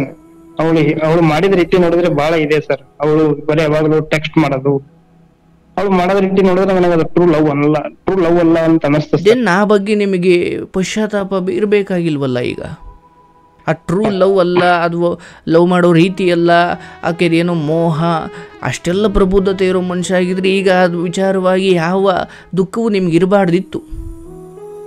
ದುಃಖ ಅಂತಲ್ಲ ಸರ್, ಅವಳು ಮಾಡಿದ ರೀತಿ ನೋಡಿದ್ರೆ ನನಗೆ ಅದು ಸಹಿಸ್ಕೊಳಕ್ ಆಗ್ತಾ ಇಲ್ಲ ಸರ್. ಒಂದ್ ಹೆಣ್ಣು ಕೂಡ ಈ ತರ ಸಮಾಜದಲ್ಲಿ ಮಾಡಬಾರ್ದು ಅನ್ನೋ ಒಂದು ಉದ್ದೇಶ ಇದೆ. ಸಮಾಜದ ವಿಚಾರ ಅಲ್ಲ, ನನಗಲ್ಲೇನೋ ಒಂದು ನನ್ನ ನಿರೀಕ್ಷೆಗಳಿಗೆ ಪೆಟ್ಟಾಯ್ತು, ಹೌದಲ್ಲ? ನಿರೀಕ್ಷೆಗಳಿಗೆ ಅಂದ್ರೆ ಸರ್, ಈಗ ನೋಡಿ ಸರ್, ಈಗ ನಾನೊಂದು ಹೆಣ್ಣು ಅಂತ ಅನ್ಕೊಳ್ಳಿ ಸರ್. ಈಗ ಯಾವುದೇ ಹೆಣ್ಣಾಗ್ಲಿ ಸರ್, ಒಂದು ವ್ಯಕ್ತಿ ಜೊತೆ ಫಿಸಿಕಲಿ ಮೂವ್ ಆಗೋ ಇಂಟೆನ್ಷನ್ ಯಾವುದೇ ಹೆಣ್ಣು ಇಟ್ಕೊಳ್ಳಲ್ಲ ಸರ್. ಈಗ ಗಂಡು ಬೇಡಿದೆ ಅಂತಂದ್ರೆ, ಇವ್ನು ನನ್ನ ದೇಹಕ್ಕೆ ಆಸೆ ಪಟ್ಟ ಅಂತ ಹೇಳ್ಬೋದು. ಆಗ್ತಾ ಇದೆ ಸರ್ ನಾನು ಹೇಳ್ತಾ ಇರೋದು? ಅದೇ ಒಂದು ಹೆಣ್ಣಾಗಿ ಆತರ ಹೇಳ್ತಿದ್ದೆ ಅಂದ್ರೆ ನನಗೆ ಅದು ಆಶ್ಚರ್ಯ ಆಯ್ತು ಸರ್. ಅದಕ್ಕಾಗಿ ಹೇಳ್ತಾ ಇದ್ದೆ ನಿಮ್ಮ ಮುಂದೆ. ಆಶ್ಚರ್ಯ ಆದಾಗ ಏನ್ ಮಾಡ್ಬೇಕು? ಬುದ್ಧಿ ಹೇಳಿ ಬಿಟ್ಬಿಡ್ಬೇಕು. ನಾನು ಕೇಳಿಸ್ಕೊಳಪ್ಪ, ನಾನು ಸಾವಿರಾರು ಜನಕ್ಕೆ ಇಲ್ಲಿ ಕೂತು ಹೇಳ್ತೀನಿ, ಅವ್ರ ದುಃಖದಲ್ಲಿ ಭಾಗಿಯಾಗ್ತೀನಿ, ಹಿಂಗಲ್ಲರಪ್ಪ ಹಂಗೆ ಅಂತ ಹೇಳ್ತೀನಿ. ನಾಳೆ ಅವರು ನಾನು ಹೇಳ್ದಂಗೆ ತಿದ್ದುಕೊಂಡ್ರು ಇಲ್ವೋ ನನಗದು ಬೇಕಿಲ್ಲ. ನಾನು ಏನು ಹೇಳಬೇಕಿತ್ತು ನನ್ನ ದೃಷ್ಟಿಯಲ್ಲಿ ನನ್ನ ಕರ್ತವ್ಯ ನಾನು ಮಾಡಿದ್ದೀನಿ. ಹಾಗೆ ತಿದ್ದುಕೊಳ್ಳಿವೋ ನನಗದು ಬೇಕಿಲ್ಲ. ಹೇಳ್ದೇನೋ ತೃಪ್ತಿ ನನಗಿರಬೇಕು. ನಾನು ಹೇಳಿದ್ದೀನಿ ಸರ್, ನಾನು ಅದೇ ತರ ಹೇಳಿದ್ದೀನಿ. ಅಯ್ಯೋ ನಾನು ಅವತ್ತು ಹೇಳಿದೆ, ಆಕೆ ಹಿಂಗೆ ಮಾಡ್ಬಿಟ್ಲು, ನನಗೆ ದುಃಖ ಇರಬಾರ್ದು. ಯಾವಾಗ ದುಃಖ ಬರುತ್ತೆ ಅಂದರೆ, ನನಗಲ್ಲೇನೋ ನಿರೀಕ್ಷೆ ಇದ್ದು ನನಗಲ್ಲ ಆಗದೆ ಹೋದರೆ, ಅಥವಾ ನಾನು ಅಂದ್ಕೊಂಡಂಗೆ ಆಕೆ ಇಲ್ಲದೆ ಹೋದರೆ, ನನ್ನದು ಯಾವುದೋ ಆಸೆಗಳು ಈಡೇರದೆ ಹೋದಾಗ ನನಗೆ ದುಃಖ. ನಾನು ಬುದ್ಧಿ ಹೇಳ್ತೀನಿ, ಸಲಹೆ ನೀಡ್ತೀನಿ, ಮಾರ್ಗದರ್ಶನ ನೀಡ್ತೀನಿ, ಬಟ್ ಹಂಗೆ ನೀವು ಮಾಡಲೇಬೇಕು ಅಂತೇನಿಲ್ಲ. ಮಾಡಿದ್ರೆ ಒಳ್ಳೆಯದು. ಅಯ್ಯೋ ಮಾಡಲಿಲ್ವಲ್ಲ ಅಂತ ನಾನು ಅಳ್ಕೊಂಡು ಕೂತಿದ್ದೀನ ಇವತ್ತು? ಇಲ್ಲ, ನನಗೆ ಅವಳಿಂದ ಏನು ಬೇಜಾರ ಅನ್ಸಿಲ್ಲ ಸರ್. ನಾನು ಲಾಸ್ಟಿಗೆ ಹೋಗೋದ್ನ ಅವಳು ಈ ತರ ಮಾತಾಡಲ್ಲ ಸರ್. ನಿಮ್ ತಾಯಿಗೆ ನೀನ್ ಇಂಥ ಮಗನಪ್ಪ. ಅವ್ರ ಬುದ್ಧಿ ಎಷ್ಟಿದೆಯೋ, ಅವರವರ ಸಂಸ್ಕಾರ ಎಷ್ಟಿದೆಯೋ, ಅವ್ರವ್ರ ಹಂಗೆ ಮಾತಾಡ್ತಾರೆ ಸರ್.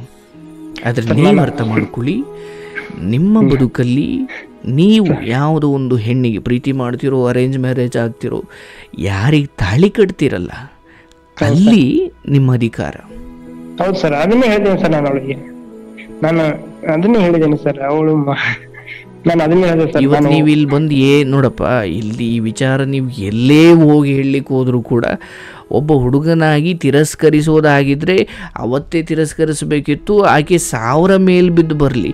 ನೋಡಪ್ಪ, ನಾನು ಆಕೆಯೊಂದಿಗೆ ಯಾವುದೇ ಆಕೆಯ ಆ ವರ್ತನೆಗಳಿಗೆ ಸ್ಪಂದಿಸಿಲ್ಲ, ಆಕೆ ಥರನೇ ನಾನು ಇನ್ವಾಲ್ವ್ ಆಗಿ ಮಾತಾಡಿಲ್ಲ ಅನ್ನೋದಾದರೆ, ನನ್ನ ಹತ್ರ ಸತ್ಯ ಇದ್ದರೆ ನಾನು ತುಟಿ ಬಿಚ್ಚಿ ಮಾತಾಡ್ತೀನಿ. ಹೌದಲ್ಲಪ್ಪ. ಬಟ್ ನಾನು ಎಲ್ಲೋ ಒಂದು ಕಡೆ ಆ ವಿಚಾರದಲ್ಲಿ ಭಾಗಿಯಾಗಿದ್ದೀನಿ, ಮತ್ತು ನನಗೆ ಆಮೇಲೆ ಅನ್ನಿಸ್ತು ಧರ್ಮ ಅಧರ್ಮದ ಬಗ್ಗೆ ನಾನು ಆಮೇಲೆ ಯೋಚನೆ ಮಾಡ್ತಾ ಇದ್ದೀನಿ ಅಂದಾಗ ಅದು ಹೆಂಗಾಗ್ಬಿಡುತ್ತಂದರೆ, ಅದು ಯಾಕೆದೇನೋ ತಪ್ಪು ಹೌದು, ಬಟ್ ಆ ತಪ್ಪಿನಲ್ಲಿ ಎಲ್ಲೋ ಒಂದು 4% ನಾನು ಒಂಚೂರು ಭಾಗಿಯಾಗಿದ್ನಲ್ಲ ಅನ್ನೋ ಒಂದು ಪಶ್ಚಾತ್ತಾಪಲಿಕ್ಕೆ ಏನಿಲ್ಲ ಸರ್. ನಾನಂತರ ಮದುವೆ ಆಗ್ಬೇಕನ್ನೋ ಇಂಟೆನ್ಷನ್ ಇತ್ತು ಸರ್ ನನಗೆ. ಬಟ್ ಅವಳು ಈ ತರ ಮಾಡಿದಳಲ್ಲ, ನಿಮ್ ಜೊತೆ ಬಾಳ ಮಾಡ್ತೀನಿ, ಆ ತರ ಮಾಡ್ತೀನಿ ಅಂದ್ಬಿಟ್ಟು ಫೀಲಿಂಗ್ಸ್ ಎಲ್ಲ ಹುಟ್ಟಿಸಿ ಕೊನೆ ಪಕ್ಷ ನಮ್ಮ ಮನೇಲಿ ಒಪ್ಲಿಲ್ಲ. ತುಂಬಾ ಸಾರಿ ಮದುವೆ ಆಗೋಣ ಅಂದಾಗ ನೀವೇನಂದ್ರಿ? ನಾನು ಸರ್ ಅವಳಿಗೆ ಸ್ವಲ್ಪ ಫಸ್ಟಿಗೆ ಹೇಳಿದೆ ಸರ್. ಅಪ್ಪಾಜಿ ಅಂದಾಗ ನಾನು ಬಿಟ್ಟಿದ್ದೆ ಸರ್, ಬಿಡು ಅದೆಲ್ಲ ಮನೆ ನಮ್ ಕಡೆ ಎಲ್ಲ ನಾರ್ತ್ ಕರ್ನಾಟಕ ಬೇಗನೆ ಮದುವೆ ಮಾಡ್ತಾರ ಅಂತ ಹೇಳಿದೆ ಸರ್. ನಾನು ಅವಳಿಗೆ ಲಾಸ್ಟ್ ಬಂದಾಗ ಕೇಳಿದೆ ಸರ್, ಇರು ಚೆನ್ನಾಗಿ ಓದು, ಇನ್ನೂ 2 ವರ್ಷ ಓದೋದಿದೆ, ನಾನು ಟೋಟಲ್ ನಮ್ದು ಎಲ್ಲ ನಂದು ಜವಾಬ್ದಾರಿ ಮುಗಿತೆ, ಹೆಂಗಿದ್ರು ಈಗ 2 ಪೊಲೀಸ್ ಟ್ರೈನಿಂಗ್ ಎಲ್ಲ ಮುಗಿತೆ, ಈ ತರ ಆಗುತ್ತೆ ಅಂತೆಲ್ಲ ಹೇಳಿದೆ ಸರ್. ಆಮೇಲೆ ನನ್ನ ಅಮ್ಮ ಕರ್ಕೊಂಡು ನಿಮ್ ಮನೆಗೆಲ್ಲ ಹಣ್ಣು ಶಾಸ್ತ್ರ ಮಾಡ್ಕೊಂಡು ಮುಂದೆ ಮ್ಯಾರೇಜ್ ಆಗ್ತಾನೆ ಅಂತ ಈ ತರ ಎಲ್ಲ ಹೇಳಿದೆ ಸರ್. ಆಮೇಲೆ ಅದೆಲ್ಲ ಅವಳೆಲ್ಲ ಅವಳಿಗೂ ಮ್ಯಾರೇಜ್ ಆಗ್ತಾನೆ ನನಗೆ ಒಂಥರ ಇದಾಯ್ತು ಸರ್. ಅವಳು ಯಾವಕ್ಕೂ ಸ್ಟೇಬಲ್ ಆಗಿ ಇರಾಕು ಇಂಟ್ರೆಸ್ಟ್ ಇಲ್ಲ, ಹೋಗಿ ನಾನಾಗೆ ಬಿಟ್ಬಿಡ ನನ್ ಲೆಕ್ಕಕ್ಕಾದ್ರೂ ಅವಾಗ ಹಿಂಗ ಅಂದ್ರು ಸರ್, ನಿನ್ ಜೊತೆ ಬಾಳೆ ಮಾಡ್ತೀನಿ, ನಿನ್ ಭಾವನೆಗಳ ಜೊತೆ ಆಟ ಆಡೋಕ್ ನನ್ನ ಮನಸ್ಸಿಲ್ಲ, ಅದು ಇಲ್ಲ ಇದು ಇಲ್ಲ ಅಂತೆಲ್ಲ ಟೆಕ್ಸ್ಟ್ ಮಾಡಿದ್ರು ಸರ್. ಅವಾಗ ಅನ್ಕೊಂಡೆ ನನಗೆ ನಿನ್ ಭಾವನೆಗಳಿಗೆ ಖಂಡಿತ ಇಲ್ಲಿ ಬೆಲೆ ಇದೆ. ಬಟ್ ಏನಂದರೆ ಒಂದು ಹೆಣ್ಣಿನ ವಿಚಾರ ಇದೆಯಲ್ಲಪ್ಪ, ಅದು ಈಗ ನೋಡಯ್ಯ, ನಾನು ನಿಮಗಿಂತ ಏನು 1 ವರ್ಷ ದೊಡ್ಡವನು. ಈಗ ಅರ್ಥ ಮಾಡ್ಕೊ, ನನಗೆ ಶೋ ಮುಗ್ದಾದ ಮೇಲೆ 1000 ಮೆಸೇಜ್ ಬರ್ತವೆ ಅನ್ಕೋ. ನಾನು ಅದನ್ನು ಇಲ್ಲ, ನೀವು ಇಲ್ಲ ಅಂದರೆ ನಾನು ಬದುಕಲ್ಲ, ಹಿಂಗೆಲ್ಲ ಬರ್ತವೆ ಸರ್. ನಾನು ಸರಿ ಅಯ್ಯೋ ಪಾಪ ಹಿಂಗೆ ಮಾಡಿಬಿಡ್ತಾರಲ್ಲ, ನಾನು ಯಾವುದಕ್ಕೂ ಎಂಟರ್ಟೈನ್ ಮಾಡದೆ ನನ್ನ ಗುರಿ ಸ್ಪಷ್ಟವಾಗಿದೆ. ನಾನು ಆಶ್ರಮದ್ದು ನನ್ನ ಅಧ್ಯಯನ, ನನ್ನ ನಾಳೆಗೆ ಏನೇನು ನನ್ನ ಪ್ಲ್ಯಾನ್ ಇದೆ, ಫೈನ್. ಇಲ್ಲಿ ಆ ಕಡೆ ಈ ಕಡೆ ಏನೇನು ನನ್ನನ್ನು ಬಯಸ್ತಾ ಇದ್ದಾರೆ ಅಥವಾ 1000 ಏನು ಆ ಹೆಣ್ಣುಮಕ್ಕಳ ಬಯಕೆ ಏನಿದೆ, ನಾನು ಅದಕ್ಕೆ ಸ್ಪಂದಿಸಿಲ್ಲ, ನಾನು ಅವ್ರಿಗೇನು ಅಂಥದ್ದೇನು ಭರವಸೆ ಕೊಟ್ಟಿಲ್ಲ ಅಂದರೆ ನಾನು ಎಲ್ಲೂ ಸಿಗಾಕೊಳ್ಳೋ ಸಾಧ್ಯತೆ ಇಲ್ಲ, ನನಗೆ ದುಃಖವೂ ಇಲ್ಲ. ಯಾಕಂದರೆ ನಾನು ಹಿಂಗೇನೋ ಇವರೆಲ್ಲರ ಭಾವನೆಗಳಿಗೆ ಒತ್ತು ಕೊಡ್ತೀನಿ ಅನ್ನೋ ಕಾರಣಕ್ಕೆ ನಾನು ಈ ಪಬ್ಲಿಕ್ ಡೊಮೈನಿಗೆ ಬಂದಿಲ್ಲ. ನಾನು ಏನಕ್ಕೋ ಬಂದಿದ್ದೀನಿ, ಮತ್ತು ಇವ್ರು ಇನ್ನೇನು ಬಯಸ್ತಿದ್ದಾರಲ್ಲ, ನಾನು ಅದನ್ನ ಈಡೇರಿಸ್ಕೊಂಡು ಕೂತ್ಕೊಂಡ್ರೆ ನಾನೇನಕ್ಕೂ ಬಂದಲ್ಲ, ಅದನ್ನು ಮಾಡಲಿಕ್ಕಾಗಲ್ಲ. ಅದೊಂದು ಕ್ಲಾರಿಟಿ ಅಲ್ವಾ ಸರ್? ಅದು ಈ ಎರಡರ ಮಧ್ಯೆ ಒಂದು ಚಿಕ್ಕ ಗೆರೆ ಇದೆ, ಅದನ್ನು ದಾಟಿದ್ರೆ ಎರಡೂ ಮಿಕ್ಸ್ ಆಗಿ ನಾವೇನೂ ಮಾಡಲಿಕ್ಕಾಗಲ್ಲ. ಇವತ್ತು ಯಾರೋ ಒಬ್ರಿಗೆ ನಾನು ಮನಸೋ ಇಚ್ಛೆ ಮೆಸೇಜ್ ಮಾಡಿಬಿಟ್ಟು ಅಯ್ಯೋ ನಾನು ಸುಮ್ಮನಿದ್ದೆ, ಅವರೇ ಮಾಡಿಬಿಟ್ರು, ನಾನು 1000 ಹೇಳ್ಬೋದು, ಬಟ್ ಅಂತಿಮವಾಗಿ ನಂದು ಇನ್ವಾಲ್ವ್ಮೆಂಟ್ ಇತ್ತು ಅನ್ನೋದಷ್ಟೇ ಸತ್ಯ. ಇವತ್ತು ನೀವು ಇದನ್ನ ಹೌದು ಆಕೆ ಮಾಡಿರೋ ತಪ್ಪೆ, ನಾನು ತಪ್ಪು ಅಂತ ಹೇಳಲ್ಲ, ಅಥವಾ ಆ ಭಾವನೆಗಳ ಜೊತೆ ಆ ರೀತಿ ಬೆಸೆದುಕೊಳ್ಳುವ ಹಾಗೆ ಒಂದು ಸಂಮೋಹಿನಿ ವಿದ್ಯೆಯ ಥರ ಆಕರ್ಷಣೆ ಮಾಡಿಬಿಟ್ಟು ಆನಂತರ ಅದು ಏನೋ ಒಂದು ಸಬೂಬು ಕಾರಣ ಹೇಳಿಬಿಟ್ಟು ಹೋಗೋದು, ಅದೊಂದು ಮಾನಸಿಕ ಮನೆ ಮುರುಕತನವೇ ಹೌದು. ಆದರೆ ಇಲ್ಲಿ ಅಂತಿಮವಾಗಿ ನಾನು ಯಾರಿಗೆ ಈ ವಿಚಾರವನ್ನು ಒಪ್ಪಿಸ್ಲಿಕ್ಕೆ ಹೋದರೂ ನಿನಗೇನು ಬೇರೆ ಕೆಲಸ ಇರಲಿಲ್ವನೆಯ, ನಿಂದೇ ಆದ 1000 ಇತ್ತು, ಮತ್ತು ಇಂಥವಳು 1000 ಬೀದಿಗೂ ಇಂಥವ್ರು ಸಿಗ್ತಾರೆ, ಅಂಥವ್ರಿಗೆಲ್ಲ ನೀನು ಉತ್ತರ ಕೊಟ್ಕೊಂಡು ಕೂತ್ಕೊಳ್ಳೋಕೆ ನೀನು ಎಂಥವನು ಅಂತ ಕೇಳ್ತಾರೆ, ಹೌದಲ್ಲ? ಹೌದು ಸರ್, ಹೌದು. ನಾನು ನಿಮಗೆ ನಿಮ್ಮ ಎಲ್ಲ ವಿಚಾರಗಳನ್ನು ತಿರಸ್ಕರಿಸ್ತಿದ್ದೀನಿ ಅಂತ ದಯವಿಟ್ಟು ಅಂದ್ಕೊಳ್ಬೇಡಿ, ನಿಮ್ಮೆಲ್ಲ ಮಾತಿಗೂ ಅರ್ಥ ಇದೆ. ಬಟ್ ಅಂತಿಮವಾಗಿ ನಿಮ್ಮಂತೆ ಒಬ್ಬ ಹುಡುಗನಾಗ ನಾನು ಹೇಳ್ತಾ ಇರೋದು, ನಾನು ಮೆಸೇಜ್ ಮಾಡಿದವ್ರಿಗೆ, ನನ್ನ ಜೊತೆ ಓದ್ದವ್ರಿಗೆ, ಇವ್ರಿಗೆಲ್ಲ ನಾನು ಆ ಸಿನಿಮಾ ಸ್ಟೈಲಲ್ಲಿ ಜೊತೆ ಟೆಚ್ಚಲ್ಲಿ ಇಟ್ಕೊಂಡು ಎಲ್ಲರಿಗೂ ರಿಪ್ಲೈ ಕೊಟ್ಕೊಂಡು ಅಯ್ಯೋ ಅವ್ರಿಗೆ ಬೇಜಾರಾಗೋದು ಬೇಡ, ಅದು ನೋ, ಎಲ್ಲರದು ಒಂದು ಬದುಕಿನ ಒಂದು ಉನ್ನತ ಸ್ಥಿತಿಗೆ ಹೋಗ್ತಾ ಒಂದಷ್ಟು ಫಿಲ್ಟರ್ ಆಗಬೇಕಂತೆ. ದಯವಿಟ್ಟು ಕಷ್ಟಪಟ್ಟಿದ್ದೀರಾ, ಒಂದು ಜಾಬ್ ಹುಡ್ಕೊಂಡಿದ್ದೀರಾ, ಒಂದು ಇಡೀ ಸಂಸಾರ ಸಾಗ್ತಾ ಇದ್ದೀರಾ, ಇಷ್ಟೆಲ್ಲ ಇದ್ದಾಗ ಈ ಹೆಣ್ಣಿನ ವಿಚಾರ, ಅಯ್ಯೋ ನನ್ಗೆ ಅದು ಬೇಜಾರು ಸರ್, ಅವಳು ಹಿಂಗೆ ಮಾಡ್ಬಿಟ್ಲಲ್ಲ ಸರ್, ಅವಳು ಬೇಜಾರೇನಾಗಿಲ್ಲ ಸರ್. ನನಗೆ ಒಂದು ಇನ್ಸ್ಪಿರೇಷನ್ ಅಂದ್ರೆ ಸರ್, ನಿಮ್ ತಾಯಿಗೆ ಎಂತ ಮಗನಪ್ಪ ತಂದಳು ಸರ್ ಅವಳು. ನಾನು ಅವತ್ತೇ ಹೇಳಿದೆ ಸರ್, ಬೇಕಾದ್ರೆ ನೀನು 10 ಮಂದಿ ಬಂದು ಕೇಳ್ಕೊಂಡು ಹೋಗ ನಮ್ಮೂರೆಲ್ಲ ತಿಳ್ಬಿಟ್ಟೆ ನಾನು ಅವಳಿಗೆ. ನಾನು ಎಂತ ಮಗನ ಬೇಕಿತ್ತಂದ್ರೆ ಕೇಳ್ಕೊಂಡು ಅವ್ರವ್ರ ತಪ್ಪುಗಳನ್ನ ಮುಚ್ಚಿಕ್ಲಿಕ್ಕೆ ನಿಮ್ಮನ್ನು ಕೆಟ್ಟವ್ರು ಮಾಡೋದು ಅವ್ರಿಗೆ ಬಹಳ ಸುಲಭದ ವಿಚಾರ. ಅರ್ಥ ಆಯ್ತಲ್ಲಪ್ಪ. ಈಗ ನನ್ನ ಬದುಕಲ್ಲೂ ಈಗ ಅವ್ರವ್ರು ಸರಿ ಹೋಗ್ಲಿಕ್ಕೆ ಅಥವಾ ಅವ್ರು ಒಳ್ಳೆಯವರಾಗಿ ಕಾಣಲಿಕ್ಕೆ ಅಂದ್ರೆ ಅವ್ರ ಕ್ಯಾರೆಕ್ಟರ್ನ ಸ್ವಲ್ಪ ಐಪ್ ಮಾಡ್ಕೊಳ್ಳಿಕ್ಕೆ ನಮ್ಮ ಕ್ಯಾರೆಕ್ಟರ್ನ ಇಳಿಸ್ಬಿಡ್ತಾರೆ. ಹಾಗಾಗಿ ಇದು ನಿನ್ನ ತಪ್ಪಲ್ಲ, ನಿನ್ನ ತಪ್ಪಿಲ್ಲ. ಆಯ್ತು ಅಂದ್ರೆ ನೋಡಪ್ಪ, ಇದು ಆಗೋದಾದರೆ ಇದಕ್ಕೊಂದು ಅಂದರೆ ಯಾವುದೇ ಸಂಬಂಧ ಆಗಲಿ ಸರ್, ಅಲ್ಲಿ ಹಿರಿಯರ ಒಂದು ಮುದ್ರೆ ಬೀಳೋದಿದೆಯಲ್ಲ, ಅದೊಂಥರ ರಾಷ್ಟ್ರಪತಿ ಮುದ್ರೆ ಬೀಳದಂಗೆ. ಹೌದು ಸರ್, ನಾನು ಅದನ್ನೇ ಹೇಳಿದೆ ಸರ್ ಅವಳಿಗೆ, ನೀನು ನಿಮ್ಮ ಅಮ್ಮ ಒಪ್ಪಿಸು, ನಾನು ಅಮ್ಮ ಒಪ್ಪಿಸ್ಕೊಂಡು ಬಂದು ಮದುವೆ. ಅದೆಲ್ಲ ಇಲ್ಲಿ ಆಗಲ್ಲ, ಅವೆಲ್ಲ ಇಲ್ಲಿ ಕೆಲಸ ಮಾಡಲ್ಲ. ಒಪ್ಪಿಸ್ಬಿಡ್ತೀನಿ, ಒಪ್ಪಿಡ್ತಾರೆ ಅಂದರೆ ಭವಿಷ್ಯದ ಒಂದಷ್ಟು ವಿಚಾರ ನಮ್ಗೆ ಹೆಂಗೆ ಬೇಕು ಹಂಗೆ ತಿಳ್ಕೊಂಡು ಮುಂದುವರಿಯೋದು, ಅದು ನಿಮ್ಮ ಸ್ವಾರ್ಥ ಆಗ್ಬಿಡುತ್ತಲ್ಲ. ಇಲ್ಲ ಸರ್, ನಾನು ಅದನ್ನೇ ಹೇಳಿದೆ ಸರ್ ಅವಳಿಗೆ. ಅವ್ರು ಒಪ್ಪುತ್ತಾರೆ, ಒಪ್ಪಿಸ್ಬಿಡ್ತೀವಿ, ಒಪ್ಪಿಸ್ಬಿಡ್ತೀವಿ ಅಂತಲ್ಲ ಸರ್, ಒಪ್ಪಿಗೆ ತಗೊಂಡ್ಮೇಲೆ ಮದುವೆ ಅಂತ ಹೇಳಿದ್ದು ಸರ್ ನಾವು. ಒಟ್ನಾಗಿ ನೀವು ನನಗೆ ಆ ಹೆಣ್ಣಿನ ಜೊತೆ ಯಾವುದೇ ಭಾವನಾತ್ಮಕ ನಂಟಿಲ್ಲ ಅಂದಿದ್ರೆ ಈ ಪ್ರಶ್ನೆ ಬರ್ತಾನೆ ಇರಲಿಲ್ಲ. ಇಲ್ಲ ಸರ್, ಅರ್ಥ ಆಯ್ತಲ್ಲಪ್ಪ. ನೀವು ಯಾವುದನ್ನು ಅಂಟಿಸ್ಕೊಂಡಿದ್ದೀರಾ, ಅದಕ್ಕೆ ಇವೆಲ್ಲ ಬರ್ತಾ ಇದ್ದಾವೆ. ಇಲ್ಲ ಸರ್, ಬರ್ತಾ ಇದೆ ಇಲ್ಲ ಅಂತ ಹೇಳ್ತಲ್ಲ ಸರ್. ನಾನು ಮೊದಲು ನನ್ನಿಂದ ನಾನು ಇಷ್ಟೊಂದು ಇಚ್ಛಾಶಕ್ತಿ ಇದ್ದು ಇಷ್ಟೆಲ್ಲ ಅಂದ್ಕೊಂಡು ಜಾಬ್ ಪಡ್ಕೊಂಡೆ, ಅಂದ್ಕೊಂಡು ಎಲ್ಲವನ್ನು ಮಾಡಿಕೊಂಡೆ, ಒಂದು ಹಂತಕ್ಕೆ ಬದುಕನ್ನು ಇಷ್ಟು ಇಚ್ಛಾಶಕ್ತಿ ಇದ್ದ ನಾನು ಎಲ್ಲಿಡುವುದು ಅಂತ ನಿಮ್ಮ ಮನಸ್ಸಾಕ್ಷಿ ಪ್ರಶ್ನೆ ಮಾಡ್ಕೊಳ್ಳಿ. ಇದಕ್ಕೆ ಯಾರೋ ಉತ್ತರ ಕೊಡೋದು ಬೇಕಿಲ್ಲ, ಯಾರು ಉತ್ತರ ಕೊಟ್ಟರು ಇದಕ್ಕೆ ಪೂರ್ಣ ಇಲ್ಲ. ನಿಮ್ಮ ಅಂತರಾತ್ಮದಲ್ಲಿ ನೀವು ಕಂಡುಕೊಳ್ಳಿ. ಅದೇ ಸರ್, ಅದೇ ನಾನು ಅದನ್ನ ಹೇಳ್ತೇನೆ ಸರ್, ನಾನು ಲವ್ ಎಲ್ಲ ಬಿದ್ದ ಲೈಫ್ ಸ್ಟೈಲ್ ಮಾಡ್ಕೊಂಡಿದ್ದೆ ಅಷ್ಟೇ ಸರ್, ಅದ್ರ ಬಿಟ್ಟರೆ ಏನಿಲ್ಲ. ನಿಮ್ಮ ತಾಯಿ ವಿಚಾರವಾಗಿ ಏನಂದ್ರು ಅವರಂದ ಮಾತ್ರಕ್ಕೆ ಆಗೋದಿಲ್ಲ. ಅಂತಿಮವಾಗಿ ಅವರವ್ರ ಗುಣವನ್ನು ತೋರಿಸಿ ಹೋಗ್ತಾ ಇದ್ದಾರೆ ಅಷ್ಟೇ.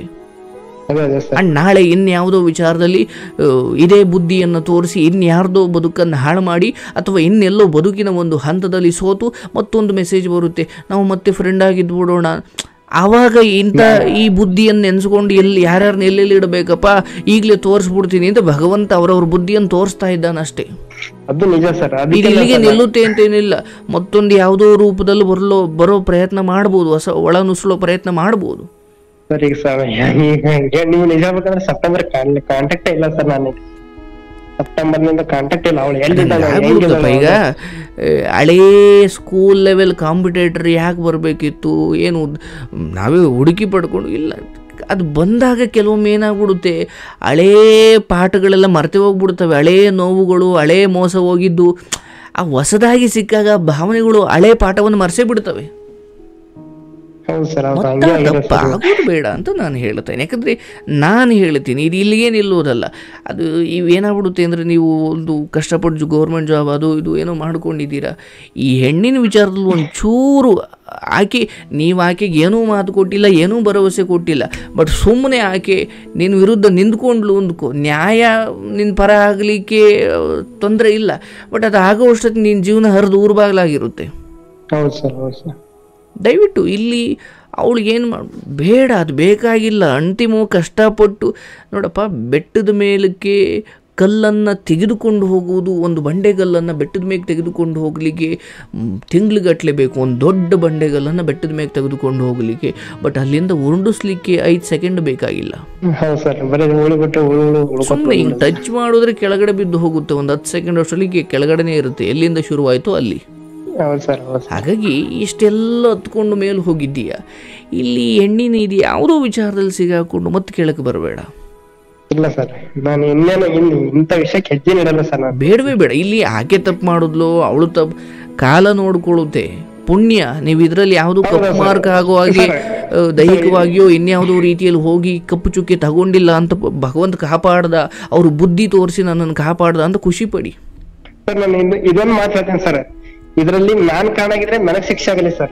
ನಿಮ್ ಗುರುವಿನ ಸಮ್ಮುಖದಲ್ಲೇ ಹೇಳ್ತೀನಿ, ನಾನು ಅವಳು ಕಾಣಾಗಿದ್ರೆ ಅವಳಿಗೆ ಶಿಕ್ಷೆ ಆಗಲಿ. ಇದಕ್ ಮಾತ್ರ ನಾ ಆರಾಮಾಗಿ ಹೇಳ್ತೀನಿ ಸರ್, ಸಂತೋಷದಿಂದ ಹೇಳ್ತೀನಿ. ನೋಡಪ್ಪ, ಈ ವಿಚಾರದಲ್ಲಿ ನಿನಗೆ ಯಾವುದೇ ಅಡೆತಡೆ ಅಥವಾ ಇದರಿಂದ ಯಾವುದೇ ನಿನಗೆ ತೊಂದರೆ ಇಲ್ಲ. ಬಟ್ ನಾನು ಒಂದೇ ಹೇಳ್ತೀನಿ, ಇದನ್ನು ಸೂಚಕವಾಗಿ ಹೇಳೋದಾದರೆ, ಒಬ್ಬ ವ್ಯಕ್ತಿ ಮನೆ ಕಟ್ಟಿದ್ದ, ಬಹಳ ಸುಂದರವಾದ ಮನೆ ಕಟ್ಟಿದ್ದ, ಗೃಹ ಪ್ರವೇಶಕ್ಕೆ ಅಂತ ಜನಗಳನ್ನೆಲ್ಲ ಕರೆದಿದ್ದ. ಇನ್ನೇನು ಗೃಹ ಪ್ರವೇಶಕ್ಕೆ ಒಳಗಡೆಗೆ ಹೋಗಬೇಕು, ಹೋಮ ಮಾಡಬೇಕು ಅಂದಾಗೆ ಮನೆ ಬಿದ್ದು ಹೋಗ್ಬಿಡ್ತು. ಆ ಮನೆ ಬಿದ್ದು ಹೋದಾಗ ಜನ ಅಂದುಕೊಂಡ್ರು, ಯಪ್ಪ ಏನು ದುರಾದೃಷ್ಟನೆಯ ಒಂದು, ಇನ್ನೇನು ಮನೆಯೊಳಕ್ಕೆ ಒಬ್ಬ ಗುರುಪ್ರವೇಶ ನೆಮ್ಮದಿಯಾಗಿ ಬದುಕಬೇಕು ಅನ್ನೋ ಅಷ್ಟೊತ್ತಿಗೆ ಹಿಂಗೆ ಆಗ್ಬಿಡುತ್ತಲ್ಲ ಅಂತ ಎಲ್ಲ ಪಾಪ ಅಂತಿದ್ರು. ಇವನು ಮನೆ ಯಾರು ಓನರ್ ಇದ್ನಲ್ಲ, ಅವನು ಎಲ್ಲರಿಗೂ ಸ್ವೀಟ್ ಕೊಡ್ಲಿಕ್ಕೆ ಶುರು ಮಾಡ್ದ ಖುಷಿಯಾಗಿ. ಅಯ್ಯೋ ಇವನು ಯಾರು, ಇವನು ಹುಚ್ಚ, ಮನೆ ಬಿದ್ದು ಹೋಯ್ತು ಪಾಪ ಅಂತಿದ್ದೀವಿ, ಇವ್ನು ನೋಡ್ರೆ ಎಲ್ಲ ನಗ್ನಗ್ದ ಸ್ವೀಟ್ ಕೊಡ್ತಾವನಲ್ಲ, ಇವನಿಗೇನಾಯಿತು? ಆಗ ಅವನು ಹೇಳ್ತಾನೆ, ನೋಡ್ರಪ್ಪ ದೇವರು ದೊಡ್ಡವನು, ನಾವು ಮನೆ ಒಳಗಡೆ ಹೋಗಿ ರಾತ್ರಿ ಮಲ್ಕೊಂಡಾಗ ನಮ್ಮ ಮೇಲೆ ಬಿದ್ದ ನಾವೆಲ್ಲ ಸತ್ತೇ ಹೋಯ್ತಿದ್ದೋ, ಪುಣ್ಯ ಮನೆಗಿಂದ ಹಂಗೆ ಹಾಕಿಂದ ಮುಂಚೆನೇ ಬೀಳಿಸದ್ನಲ್ಲ, ಒಳಗೆ ಹೋಗೋಕ್ಕಿಂತ ಮುಂಚೆ ಭಗವಂತ ಕರುಣಾಮಯಿಯಿಂದ ಅವನು. ಜನರಿಗೆಲ್ಲ ಶಾಕು, ಅಂದರೆ ಇದನ್ನು ಹಿಂಗೂ ನೋಡ್ಬೋದಾ ಅಂತ ಅವಾಗಲೇ ಅರ್ಥ ಆಗಿದ್ದು. ಹಾಗೆ ಇದು ಇನ್ನೊಂಚೂರು ಮುಂದೆ ಹೋಗಿ ಅಲ್ಲೆಲ್ಲೋ ಮೈ ಮರೆತ ಮೇಲೆ ಎಡವಟ್ಟಾಗೋದಕ್ಕಿಂತ ಇಲ್ಲೇ ಒಂಚೂರು ಹಿಂಗೆ ಆಗಿದ್ದು ಖುಷಿ ಪಡಿ. ನಂಗೆ ಕತೆ ಹೇಳಿದ ಅರ್ಥ ಆಯ್ತಲ್ಲಪ್ಪ. ಹಾಗಾಗಿ ಎಲ್ಲೋ ಮಧ್ಯರಾತ್ರಿ ಮಲಗಿದ್ದಾಗನೇ ಮ್ಯಾಲೆ ಬಿದ್ದು ಸತ್ತು ಹೋಗೋದಕ್ಕಿಂತ ಎಚ್ಚರವಾಗಿದ್ದಾಗಲೇ, ಅದನ್ನು ಎದುರಿಸೋ ಶಕ್ತಿ ಇದ್ದಾಗಲೇ ಸ್ವಲ್ಪ ಬಿಟ್ಟು ಹೋದ್ರೆ ಒಳ್ಳೇದು, ಕಟ್ಕೊಳ್ಬೋದು ಮತ್ತೆ. ಹಾಗಾಗಿ ಇದು ನಷ್ಟ ಏನಲ್ಲ. ಅವ್ರವ್ರ ಬುದ್ಧಿ ತೋರಿಸಿ ಹೋಗಿದ್ದಾರೆ. ಹೌದಪ್ಪ, ನನ್ನ ಬದುಕಿಗೆ ಬೇಕಾಗಿರೋದು ಒಂದು ಸಂಗಾತಿ, ದಾಂಪತ್ಯಕ್ಕೆ ಬೇಕಾಗಿರೋರು ನೆಮ್ಮದಿಯಾಗಿ ಜೀವನ ಮಾಡ್ಲಿಕ್ಕೆ ಒಂದು ಹೆಣ್ಣು, ಅವಳು ಬರೋ ಸಮಯಕ್ಕೆ ಬರ್ತಾಳೆ. ಇಲ್ಲೇನೋ ಗಜಿಬಿಜಿ ಮಾಡ್ಕೊಂಡು ಬಂದೋಳು 4 ಕಾಸು ಮರ್ಯಾದೆ ಕೊಡ್ದಂಗೆ ಮಾಡ್ಕೊಬೇಡಿ. ನಾವೆಷ್ಟೇ ಒಳ್ಳೆ ಜಾಬಲ್ಲಿ ಇದ್ರು ಅಂತಿಮವಾಗಿ ನಾವು ನಡೆದು ಬಂದ ಹಾದಿ ಜನ ಗ್ಯಾರಂಟಿ ಸೊಸೈಟಿ ನೋಡೇ ನೋಡಿ ಸರ್. ಹೌದಲ್ಲಪ್ಪ,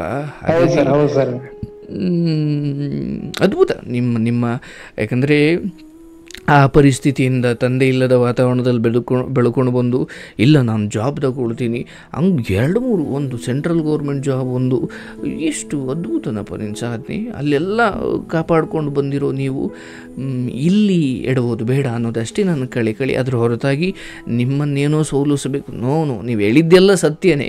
ಬಟ್ ಅಂತಿಮವಾಗಿ ನಿಮಗೆ ನಾನು ಹೇಳಬೇಕಾಗಿದ್ದು, ಈ ಎಲ್ಲವೂ ಕೂಡ ನಾನು ಸ್ವಲ್ಪ ನನ್ನ ಬಾಗಿಲನ್ನು ತೆರೆದಿದ್ದಕ್ಕೆ ಇವೆಲ್ಲ ಒಳಗಡೆ ಬಂದ ಹೊರತು, ನಾನು ಶುರುವಿನಲ್ಲೇ ಡೋರ್ ಗಟ್ಟಿಯಾಗಿ ನಾಕ್ ಮಾಡಿದ್ರೆ ಏನು ಬರ್ತಾನೆ ಇರ್ಲಿಲ್ವಲ್ಲಪ್ಪ. ಅದು ಮಾಡಬೇಕಿತ್ತು ಅಂತ ಹೇಳಿದೆ ಹೊರತು ಇದೆಲ್ಲ ಆಗಿಲ್ಲ, ಇದೇನು ಸರಿ ಅಥವಾ ನೀವು ಹೇಳೋದೆಲ್ಲ ಸುಳ್ಳು ಅಂತ ಏನಿಲ್ಲ. ನಾನು ಬಾಗಿಲು ಗಟ್ಟಿಯಾಗಿ ಹಾಕೋದು ನನಗೆ ಗೊತ್ತಿರಬೇಕು. ಬರೋಕ್ ಬಿಟ್ಬಿಟ್ಟು ಅಯ್ಯೋ ಅವರು ಚೆನ್ನಾಗಿ ಮಾತಾಡೋದು ಸರ್ ಅದಕ್ಕೆ ಬಿಟ್ಬಿಟ್ಟೆ, ಅವ್ರು ಏನು ಮಾಡಿದ್ರು ಒಟ್ಟಿನ ಬುಟ್ಟೆ ಅನ್ನೋದಷ್ಟೇ ಜನ ನೋಡ್ತಾರೆ. ಹೌದಲ್ಲ? ಹಾಗಾಗಿ ನಿಮ್ಮ ಕೆಲಸ ಅಥವಾ ನಿಮಗೆ ಈಗ ಇರೋ ಬದುಕು, ನಿಮಗೂ ಸಿಕ್ಕಿರೋ ಜಾಬ್ ಇನ್ನು ಎಷ್ಟೋ 1000 ಜನರಿಗೆ ಕನಸು ಸರ್. ಹೌದು ಸರ್, ಹೌದು. ಎಷ್ಟೋ ಜನ ಈಗ ನಮ್ಮಲ್ಲಿ ನೋಡಿ ಸರ್, ನಮ್ಮ ಫ್ರೆಂಡ್ ಸರ್ಕಲ್ ಅಲ್ಲಿ ಇನ್ನೂ ಯಾರು ಜಾಬ್ ಇಲ್ಲ ಅಲ್ವಾ? ಇದ್ದಾಗ ನಾನು ಹೇಳ್ತೀನಿ ಸರ್, ಹೆಣ್ಣು ನಮಗೆ ಹೆಂಡತಿಯಾಗಿ ಬಂದು ನಮ್ಮ ಜೊತೆ ಸರಿಯಾದ ಆಯ್ಕೆ ಆದರೆ ಅಥವಾ ಒಳ್ಳೆ ಗೌರವಾನ್ವಿತವಾಗಿ ಸಂಪ್ರದಾಯವಾಗಿ ಹೆಣ್ಣನ್ನು ಆ ರೀತಿ ನೋಡಿದ್ರೆ ಆಕೆ ದೇವತೆ, ಆಕೆ ಶಕ್ತಿ. ಅದೇ ವಿಚಾರದಲ್ಲಿ ಸ್ವಲ್ಪ ಇಡುವುದ್ರೆ ಈ ಹೆಣ್ಣು ದುರಂತಕ್ಕೆ ಕಾರಣವಾಗುತ್ತಾಳೆ. ಹೌದು ಸರ್, ನಿಮ್ ಕಥೆಗಳನ್ನೆಲ್ಲ ನೋಡಿದೀನಿ ಸರ್. ನಾನು ಹೇಳ್ಬೇಕಂದ್ರೆ ಸರ್, ನಿಮ್ ಕಥೆಗಳು ನೋಡಿದ ಕಷ್ಟಕ್ಕೆ ನಾನು ಯಾವ್ದು 10% ಸಮಯ ಇಲ್ಲ ಸರ್. ನಾನು ಯಾಕಂದ್ರೆ ಒಂದು ಕತೆ ಕೇಳಿದೀನಿ ಸರ್, ಶಿವಮೊಗ್ಗ ಮತ್ತು ಭದ್ರಾವತಿ ಕತೆ. ಅದು ಕೇಳಿ ನೋಡಿದ್ರೆ ಅಪ್ಪ ಅದು ಕತೆ ಏನ್ ಕತೆ ಸರ್ ಅದು. ನಿಜ ನಿಜ. ಅದು ಕೇಳಿದೀನಿ. ಒಬ್ಳು ಅಕ್ಕ ಹುಬ್ಳಿಯಿಂದ ಕ್ಯಾಲಿಫೋರ್ನಿಯಾ, ಅಮೆರಿಕ ಕ್ಯಾಲಿಫೋರ್ನಿಯಾ. ಹೌದು ಹೌದು ಹೌದು ಹೌದು, ಅದು ಕೇಳಿದೀನಿ. ಆಮೇಲೆ ಅವಳದು ಯಾವಳೋ ಒಬ್ಳು 16 ವರ್ಷಕ್ಕೆ ಲಗ್ನ ಆಗಿ 22 ವರ್ಷಕ್ಕೆ ಗಂಡ ಬಿಟ್ಟು ಮತ್ತೊಂದು ಗಂಡ ಆಗಿದ್ದೀನಿ, ಮತ್ತೊಬ್ರು ಮನಸ್ಸು ಕೊಟ್ಟಿದ್ದೀನಿ ಅಂತ ಹೇಳಿ ಅದನ್ನು ಕೇಳಿದೀನಿ. ನಾನು ಅದನ್ನ ಹೇಳ್ತಾ ಇದ್ದೀನಿ ಸರ್, ನಂದು ಯಾವ್ದು ಅವ್ರಿಗೆಲ್ಲ ಕಂಪೇರ್ ಮಾಡೋದು 10% ಅಲ್ಲ ಸರ್, 10%ಕ್ಕೆ 5% ಅಲ್ಲ ನನ್ನ ಲೈಫ್ ಅಲ್ಲಿ ಇದು. ಬಟ್ ನನಗೆ ಅದೊಂದು ಅಷ್ಟೇ ಸರ್, ಅವಳು ಬಿಟ್ಟೋಗಿದ್ದಾಳೆ, ಬಿಟ್ಟೋಗ್ಲಿಕ್ಕೆ ಬೇಡ ಅಂತ ಹೇಳಿಲ್ಲ. ನಾನು ಅದ್ನ ಹೇಳೋದು, ಅದು ಮತ್ತೆ ಯಾವ ರೂಪ ತಗೊಂಡು ಬಂದ್ರು ಈಗ ವಿಷಯವನ್ನ ಈ ಸಲ ಡೋರ್ ಕ್ಲೋಸ್ ಸರ್, ಅದು ಓಪನ್ ಇಲ್ಲ ಅಷ್ಟೇ ಅಷ್ಟೇ. ಅದು ಯಾವ ಮತ್ತೆ ಬಹಳ ಸುಂದರವಾದ ರೂಪ ತಗೊಂಡು ಬಂದ್ರು ಅದು ನಿನಗೆ ಬೇಡ. ಅದು ಸರ್, ಅದೇ ಸರ್. ನಾನು ನಿಮ್ಗೆ ಇನ್ನೊಂದು ಲಾಸ್ಟಿಗೆ ನಿಜವಾಗಿ ಒಂದು ಮಾತಾಡ್ತೀನಿ ಸರ್. ನಾನು ಬೈತಿರ್ ಸರ್, ಅವ್ಳು ಹೋಗಿರ್ಬೋದು, ಅವಳು ಅದೇ ಸರ್ ಇಂಟೆನ್ಷನ್ ಹೆಂಗಂದ್ರೆ ನಾನು ನೋಡಕ್ ಸುಂದರಾಗಿದ್ದೀನಿ, ಒಳ್ಳೆ ನನ್ನ ಗಂಡ ಸಿಗ್ಬೋದು ಈ ತರ ಅಂತ ಹೋಗಿರ್ಬೋದು. ನಾನು ಅದನ್ನೇ ಹೇಳಿದೆ ಸರ್. ನೀವು ಹೇಳಿದ್ರಲ್ಲ ಸರ್, ಪರಿಶುದ್ಧವಾದ ಹೆಣ್ಣಿನ ಸಂಸ್ಕಾರವೇ ಹೆಣ್ಣಿಗೆ ಒಂದು ಆಭರಣ ಅಂತ ಹೇಳಿದ್ರಿ ಆಗಲೇ ಫೋನಲ್ಲಿ. ನಾನು ಆಗಲೇ ಕೇಳ್ತಾ ಇದ್ದೆ. ಸತ್ಯ. ಅವಾಗ ನೀವು ಹೇಳಿದಿಲ್ಲ, ನಾನು ಅದನ್ನೇ ಹೇಳಿದ್ದೀನಿ ಸರ್. ಇದೆಲ್ಲ ರೀಲ ಬೇರೆ ಸರ್, ರಿಯಾಲಿಟಿನೇ ಬೇರೆ ಸೊಸೈಟಿ ಒಳಗೆ ನೋಡ್ಬೇಕಂದ್ರೆ. ನಿಜ ಸರ್, ಸೌಂದರ್ಯವನ್ನು ನಂಬಿಕೊಂಡು ತುಂಬಾ ದಿನ ಬದುಕೋಕ್ಕಾಗಲ್ಲ. ಅದನ್ನ ಹೇಳ್ತಿದ್ದೀನಿ ಸರ್. ಈಗ ಹೊಟ್ಟೆ ನನಗೆ ಹಸಿದ್ರೆ ನಾನು ಉಂಡ್ರೆ ಮಾತ್ರ ನನ್ನ ಹೊಟ್ಟೆ ತುಂಬುತ್ತೆ, ಬೇರೆದವ್ರು ಉಂಡ್ರೆ ಹೊಟ್ಟೆ ತುಂಬಲ್ಲ. ಸತ್ಯ ಸತ್ಯ. ನಾನು ಅದನ್ನೇ ಹೇಳ, ನನ್ನ ರಿಯಾಲಿಟಿ ಗೊತ್ತಿದೆ ಸರ್. ನಾನು ಯಾಕಂದ್ರೆ ಚಿಕ್ಕವನಿಂದಲೂ ನನ್ನ ಅದೇ ಹೇಳ್ತಾ ಇದ್ದೀನಿ ಸರ್, ಉಳಿ ಪೆಟ್ಟು ತಿಂದ ಮೇಲೆ ಕಲ್ಲು ಮೂರ್ತಿ ಆಗ್ಲೇಬೇಕು ಸರ್. ಅದು ನಿಜ ನಿಜ, ನನಗೆ ಗೊತ್ತಿದೆ ಸರ್. ಅದು ನಾನು ರಿಯಾಲಿಟಿ ಲೈಫ್ ಅಲ್ಲಿ ನೋಡ್ತಾನೆ ಬಂದಿದ್ದೀನಿ ನಾನು. ಅದೇ ಸರ್ ನೀವು ಹೇಳಿದಾಗೆ ಇದಕ್ಕೆ ಸ್ವಲ್ಪ ಡೋರ್ ಓಪನ್ ಆಗೈತೆ ಅಂತ ಅಂದ್ರಲ್ಲ, ಅದೇ ತರ ಆಗಿದೆ ಇದು. ಸಹಜವಾಗಿ ಆಗುವಂಥದ್ದೇ. ಬಟ್ ಏನಂದ್ರೆ ಪುಣ್ಯ, ಭಗವಂತ ನಿಮ್ಮನ್ನು ಬೇಗ ಎಚ್ಚರಿಸಿ ಅದರಿಂದ ಒಂಚೂರು ವಿಮುಕ್ತಗೊಳಿಸಿದ್ದಾನೆ. ಸೊ ನೀವು ಅದನ್ನು ವರ ಅಂತ ಭಾವಿಸಿ ಇದನ್ನು ಸೋಲು ಅಂತ ಅಥವಾ ಹಿನ್ನಡೆ ಅಂತ ಪರಿಗಣಿಸದೆ ಇದೊಂದು ಅನುಭವ ಅಂತ ತಗೊಂಡು ಅದರಿಂದ ಪಾಠ ಕಲಿತು ಮುಂದೆ ಹೋಗಿ ಸಮಾಜಕ್ಕೆ ಉಪಕಾರವಾಗಲಿ. ತಂದೆ ತಾಯಿಯನ್ನು ಚೆನ್ನಾಗಿ ನೋಡ್ಕೊಳ್ಳಿ. ಆ್ಯಂಡ್ ನೀವೊಬ್ಬರು ಒಳ್ಳೆ ಸಜ್ಜನರಿದ್ದೀರಿ, ಎಂತೆಂಥ ಬದುಕಲ್ಲಿ ಸಾಧನೆ ಮಾಡಿದ್ದೀರಿ. ಮಾಡಲಿಕ್ಕೆ ಸಮಯ ತಗೊಳುತ್ತೆ, ಆದರೆ ಸ್ವಲ್ಪ ಈ ರೋದನೆ ಇದೆಯಲ್ಲ ಅದಕ್ಕೆ ಸಮಯ ಬೇಕಿಲ್ಲ. ಬೇಕು ಸರ್. ಇಲ್ಲ ಸರ್, ಇಲ್ಲ ರೋದನೆ ಬೇಕಿಲ್ಲ. ಇಲ್ಲ ಸರ್, ಕಷ್ಟಪಟ್ಟು ಓದ್ತಾ ಇದ್ದೀನಿ, ತಮ್ಮಗೂ ಓದ್ತಾ ಇದ್ದೀನಿ, UPSC ಕೋಚಿಂಗ್ ಹಾಕಿದ್ದೀನಿ. ಖಂಡಿತ ಮನೆ ಜವಾಬ್ದಾರಿ ಎಲ್ಲ ನನ್ನ ಮೇಲೆ ಇದೆ ಸರ್. ನಿಮ್ಮ ಕತೆ 4 ಜನಕ್ಕೆ ಹೇಳಬೇಕು, ಅಷ್ಟು ಮಾದರಿಯಾಗಿ ಬದುಕ್ತಾ ಇದ್ದೀರಾ. ಬದುಕಿ ಸಂತೋಷ. ಆಶ್ರಮಕ್ಕೆ ಬನ್ನಿ, ಯಾವಾಗಾದ್ರೂ ಬೆಂಗಳೂರು ಕಡೆ ಬಂದಾಗ ನಿಮಗೆ ಶುಭ. ಖಂಡಿತ ಬರ್ತೇನೆ ಸರ್, ಖಂಡಿತ. ಈ ಆಶ್ರಮದ ಸಂಪರ್ಕದಲ್ಲಿ ನೀವೆಲ್ಲ ಇರಬೇಕು. ಒಳ್ಳೇದಾಗ್ಲಿ, ಒಳ್ಳೇದು. ಒಳ್ಳೆ ಜೀವನ ಸಂಗಾತಿ ನಿಮಗೆ ಸಿಗಲಿ. ನಿಮ್ಮ ಅಂದುಕೊಂಡ ಕೆಲಸಗಳಲ್ಲಿ ನಿಮಗೆ ಉನ್ನತಿಯಾಗಲಿ, ಎಲ್ಲ ಅವಕಾಶಗಳು ನಿಮಗೆ ಸಿಗಲಿ. ಆದರೆ ಏನು ಸಿಕ್ಕರೂ ಕೂಡ ಹೆಣ್ಣು ಹೊನ್ನು ಮಣ್ಣಿನ ವಿಚಾರದಲ್ಲಿ ನನ್ನದಲ್ಲದ್ದಕ್ಕೆ ನಾನು ಆಸೆ ಪಡಬಾರ್ದು. ಆ 3ರಲ್ಲಿ ಶುದ್ಧವಾಗಿರಿ. ಭಗವಂತ ನಿಮ್ಮನ್ನು ಎಲ್ಲಿ ಕರ್ಕೊಂಡು ಹೋದ್ರು, ನಿಮ್ಮ ಎಲ್ಲಿ ಹೋದ್ರು ಬದುಕು ಶಕ್ತಿ ಕೊಡ್ತಾನೆ. ಒಳ್ಳೇದಾಗ್ಲಪ್ಪ. ನಮಸ್ತೆ ಸರ್. ನಮಸ್ತೆ. ಪಾಪ ತಂದೆ ತೀರು ಹೋದ ಮೇಲೆ ಬದುಕನ್ನು ಹಾಳು ಮಾಡಿಕೊಂಡಿಲ್ಲ, ಧೈರ್ಯವಾಗಿ ಕಟ್ಟಿಕೊಂಡಿದ್ದಾರೆ. ಅದ್ಭುತ. ಒಳ್ಳೆ ಜಾಬಲ್ಲಿದ್ದಾರೆ. ಜಾಬ್ ಅನ್ನೋದಕ್ಕಿಂತ ಒಳ್ಳೆ ಮನಸ್ಸಿದೆ. ಒಂದು ಹೆಣ್ಣು ಈಗೆಲ್ಲ ಬರಬಾರ್ದು. ಎಂಥ ಅದ್ಭುತವಾದ ಧರ್ಮ ಬುದ್ಧಿ ನಿಮ್ಮದು, ಒಳ್ಳೆಯದು. ಬಟ್ ನೀವು ಅಲ್ಲೆಲ್ಲ ಒಂಚೂರು ಸಡಿಲ ಕೊಟ್ಟಿದ್ದರಿಂದ ಹಿಂಗಾಯಿತು. ಇರಲಿ, ಎಲ್ಲರ ಬದುಕಲ್ಲೂ ಆಗುತ್ತೆ, ಏನು ತೊಂದರೆ ಇಲ್ಲ. ಈಗ ತಿದ್ದುಕೊಂಡು ಮುಂದೆ ಹೋಗಿ. ಶುಭವಾಗಲಿ.